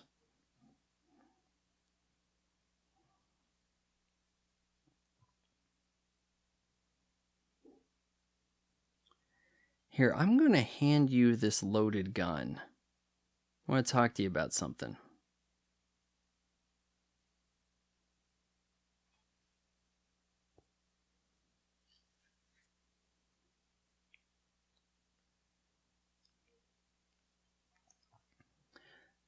Yeah, we stumbled across something. This woman murdered. John told me about this. Yeah, you got this from Containment. Yes, this is from the twins. Arthur and Dashiell. Never met a Dashiell. This one from Agatha is a little bit different.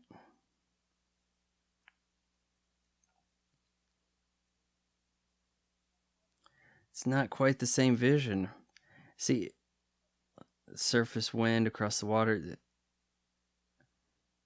ripples in a different direction here.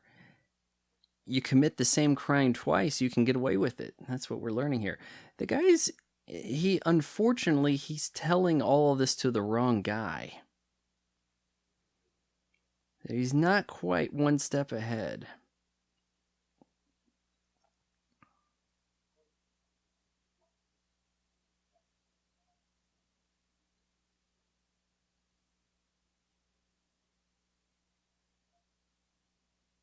Oh, I did find it. It was inside Agatha. Yeah, you're telling him too much. You don't need to be doing this conversation in private like this. Like have some other guys standing by. Someone got away from murder, but how? Jad, you ever met a Jad? It's called an echo. Maybe these aren't really echoes. It's not just remembering. Thought he was seeing was an echo. Really a completely different murder. Altogether.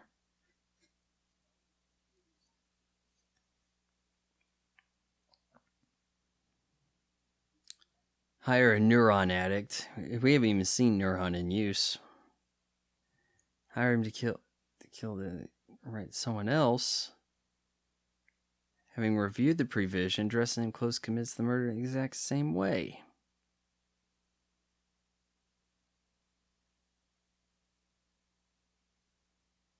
Oh, Danny, you're figuring out too much.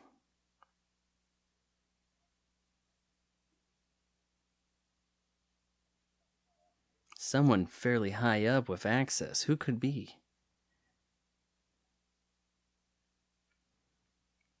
Nothing. I don't hear the footsteps of the stairs, the hovercraft out the window. None of that. Clickety click of the spiders. You know why? Boom. Shot.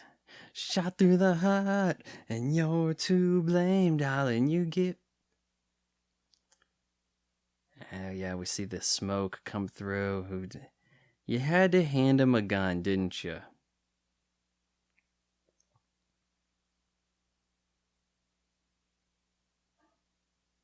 Ooh, yeah.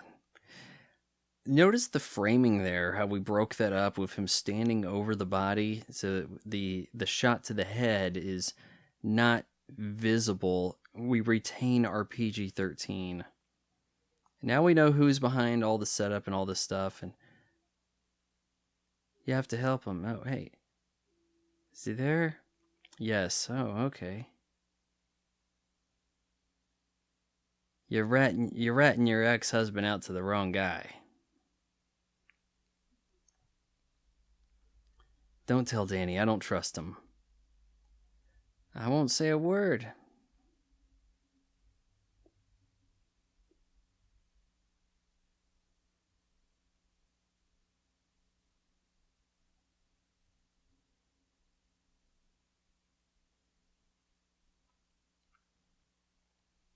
Max there, an imposing figure, old even in 2002, but tall.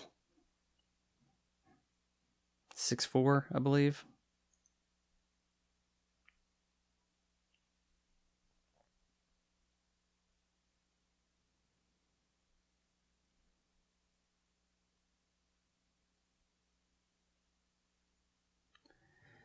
Oh man, that tank top looks weird. It doesn't quite fit on him correctly. See how it looks pulled on over one shoulder?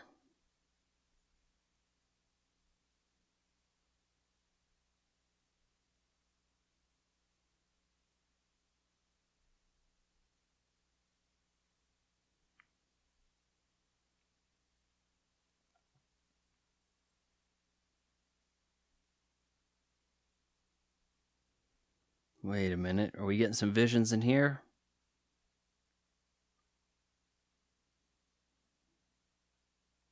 If these walls could talk.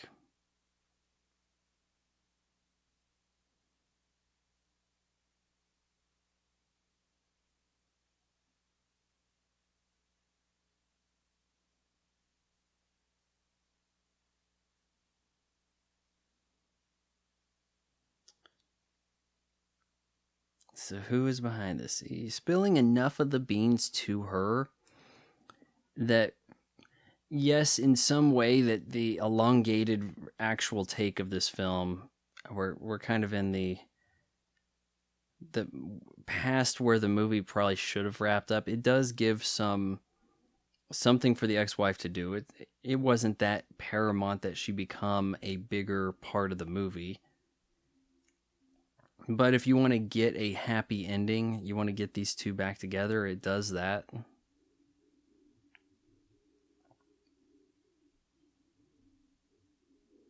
It doesn't answer questions, though. We still don't know anything about the disappearance of Sean.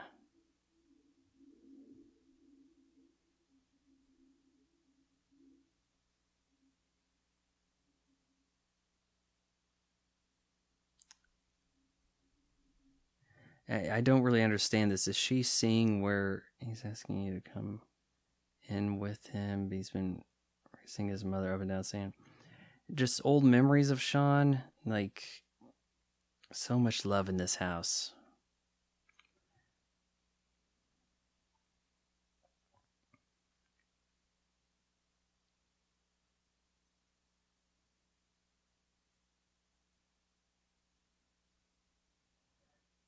So what is she seeing here? Um, you're seeing the past and they know it, and then she jumps into the future. What I'm wondering is, does this indicate that Sean is alive?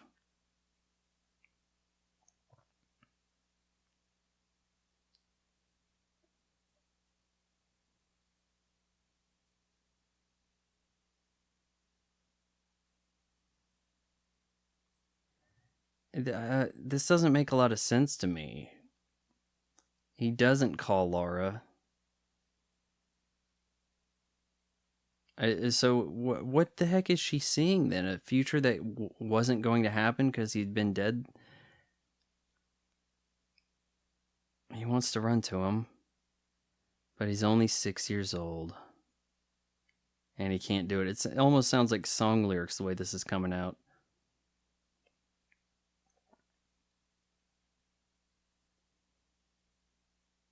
So this is the future Sean could have had.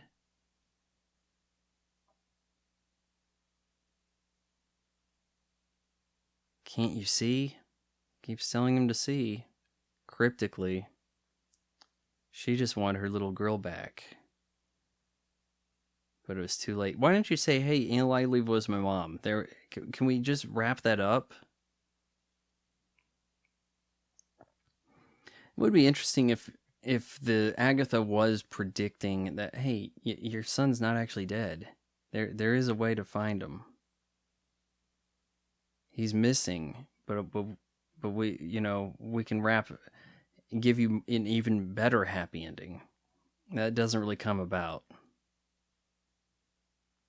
You're going to have to run again, huh? Because they're here. Run. Oh, jeez, yeah. Got pretty loud with that yell. There's nowhere to run. We will see the effects of the halo. Ex-wife here has gotten quite a bit of information, though, so she's going to get to play detective.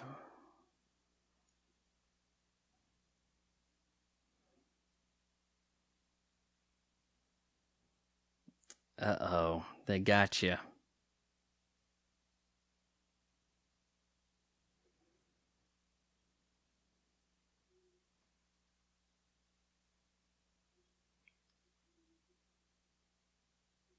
Oh no, it's the halo. What does it do? A light turns on. And sleep. Juxtaposed with the cutting away, we have Agatha returning to her soup, and she essentially has a halo also. As he gets the halo, she gets the halo. There is a lot of discrepancy in understanding what is a jump cut. When I think of a jump cut, I see compressed time. You edit out dead air in a YouTube vlog, and you end up with a series of jump cuts.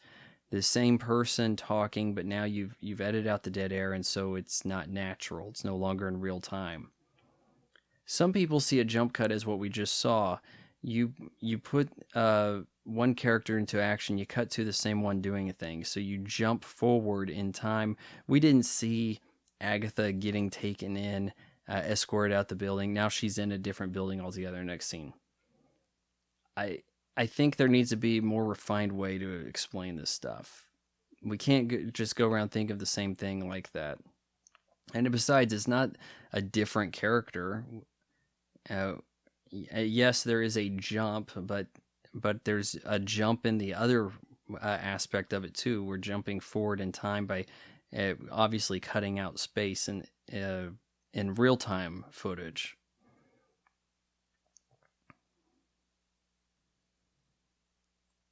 USA Today, the most prominent paper in Minority Report's future.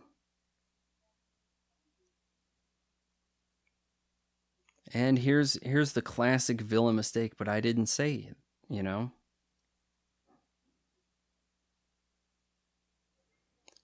And also she spills the beans for the audience by giving the I know that you know more than you're putting on, but telling him that puts her in a precarious position. Found the man who killed your son. Uh-oh. You mentioned Anne Lively?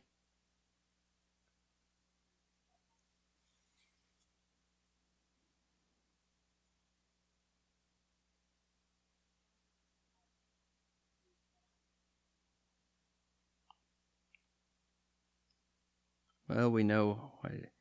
He also said Crow was a fake.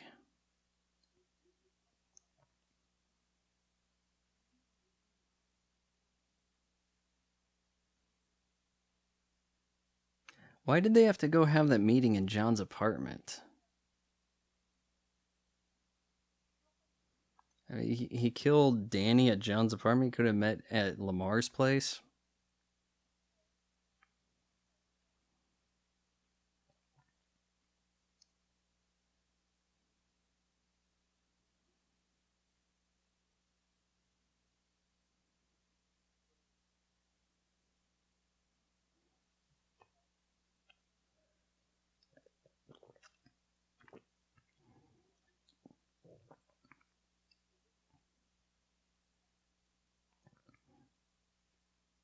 You know how to tie one of these? I do not know how to tie a tie. Give me a hand, I'm all thumbs. How did he choose John Anderton to be the lead in this pre-crime project? Did he have his son abducted so that he'd have a a deep-seated reason to believe in the process? Drowned a woman? I didn't say she was drowned.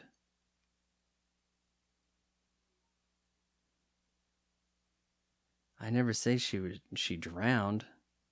Dun dun dun.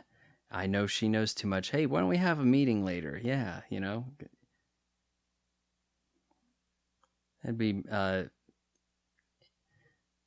meeting for murder. Move the chair out of the way. Ooh, this is quite ominous now.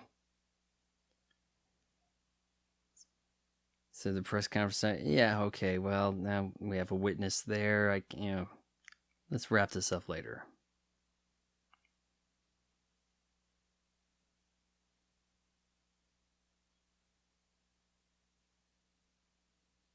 Dun dun dun.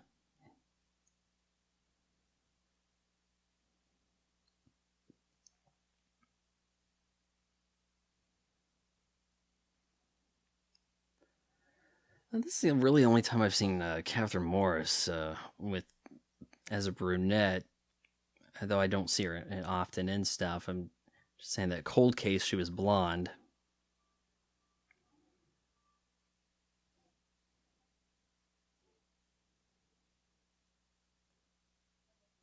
You know, in the future, it turns out guns are still an effective way to kill people, so we have guns still.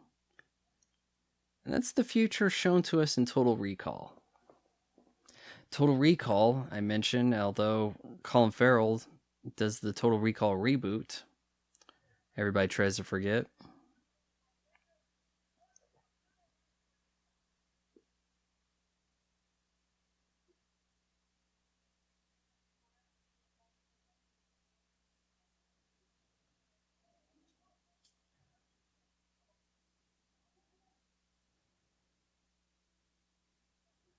We're presenting you with some a gun here. Are we going to be able to use this?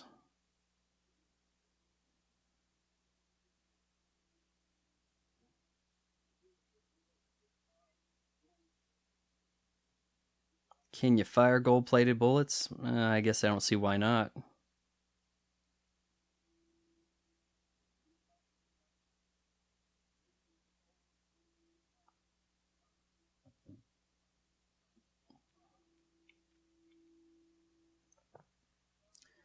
Well, what if you have to shoot the guys to prevent them from doing the crimes?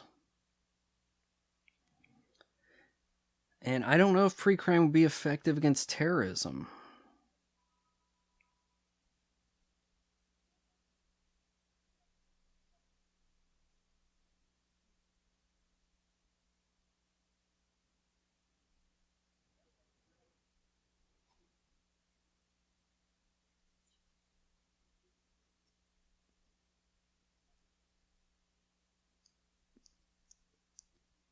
Tom Cruise had a nice little break from the movie right there, didn't he?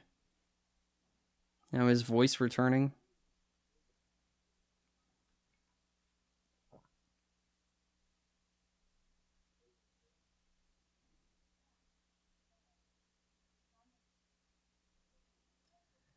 John needs a favor. Would they really want to give a favor to a guy that's been haloed into obscurity, locked up?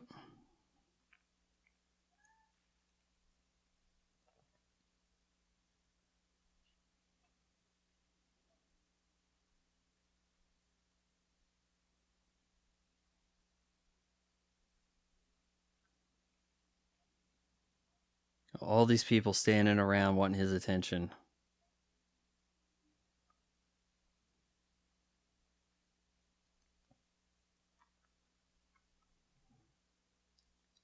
Really, is it autograph seeking? That seems a little strange. It's not like he's a movie star.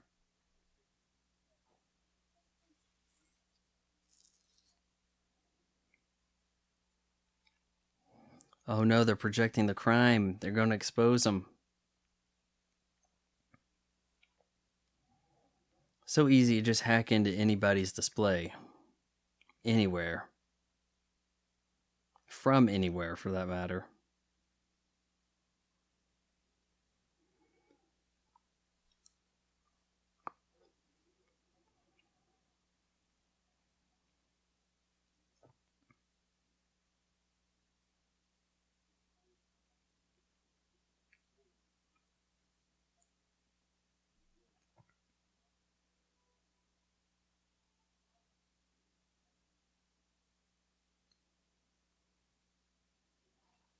Okay, now I have to wonder, are the twins brothers of Agatha or not? Because, she wanted to be reunited with her daughter, not her kids.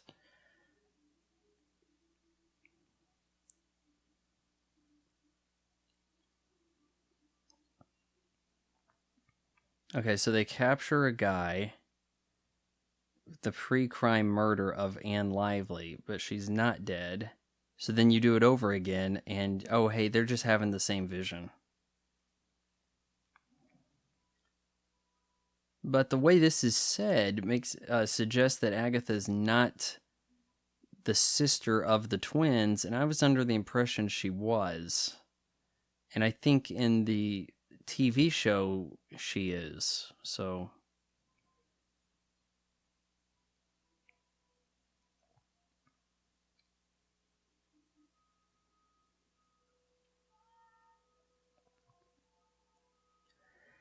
I wonder, how recent was that murder?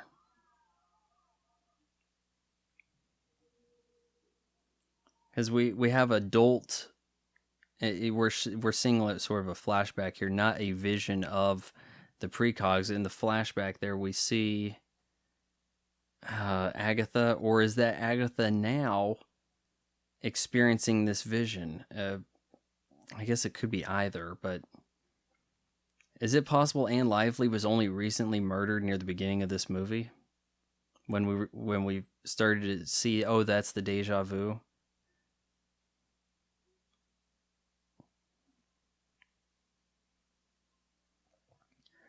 Thankfully, they gave me a gun.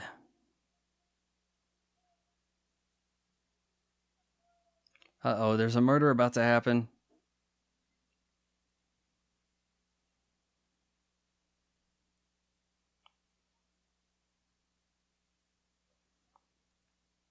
She knows his lines. She has access to the script.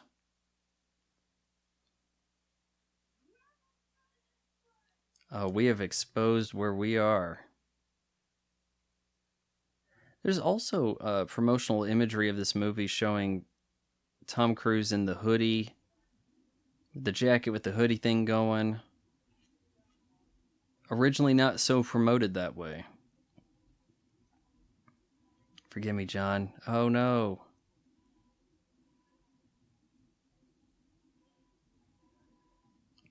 Is that supposed to be the point in which he fires?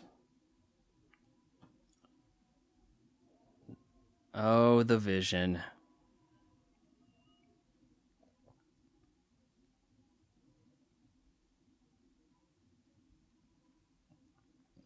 Keep the hoodie up, Tom Cruise, and you'll be okay. Washington Monument, I have to wonder if that will make it to the year 2054. Now that I'm thinking about it, did it say 2054 at the start, right? It wasn't 53. Can't remember.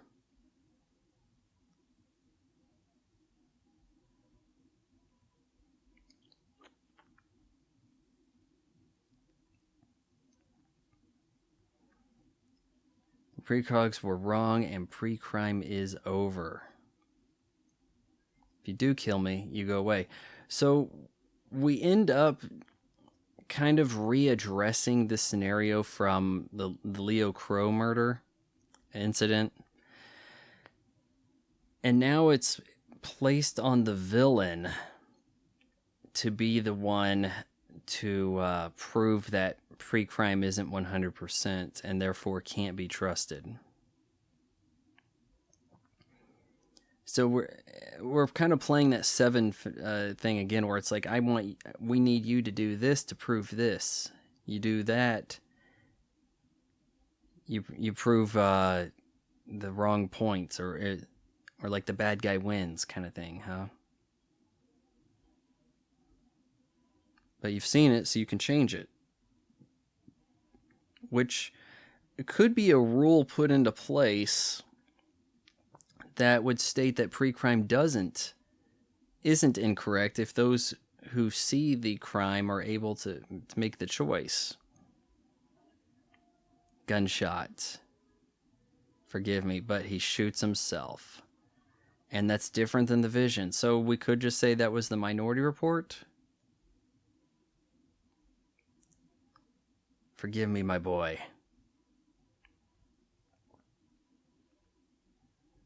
Oh, no blood for him? Come on now.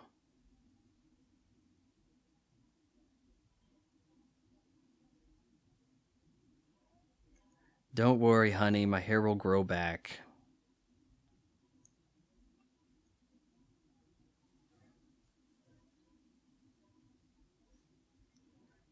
Oh, it's a quiet place now. In 2054, the 6th year... Okay, it was 24. Pre-crime experiment was abandoned. No launching mechanisms. What a shame. Prisoners were unconditionally pardoned. Oh, and they were probably bad guys. I would say there's high likelihood of that.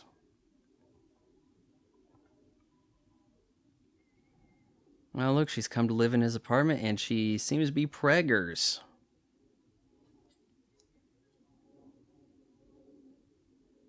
But what comes of the lake house? Oh, I'm sorry, cottage. Come by the cottage, right?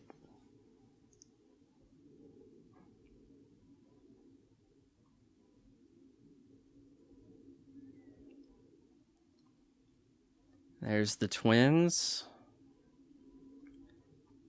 And I think Agatha gets some hair also. Ah, yes. Agatha and the twins are transferred to an undisclosed location. A place where they could find relief from their gifts. Live out their lives in peace. Of course, there is a digital effect about that. You don't just simply swoop in with a helicopter. You got to match some stuff, and for the most part, that looks pretty good enough.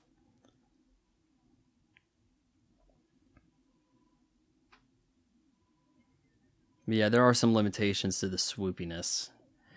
Directed by Steven Spielberg. This was a crowd pleaser. This was a good movie. I kind of feel like more people should be talking about Minority Report more often. Yeah, based on a short story of Philip K. Dick.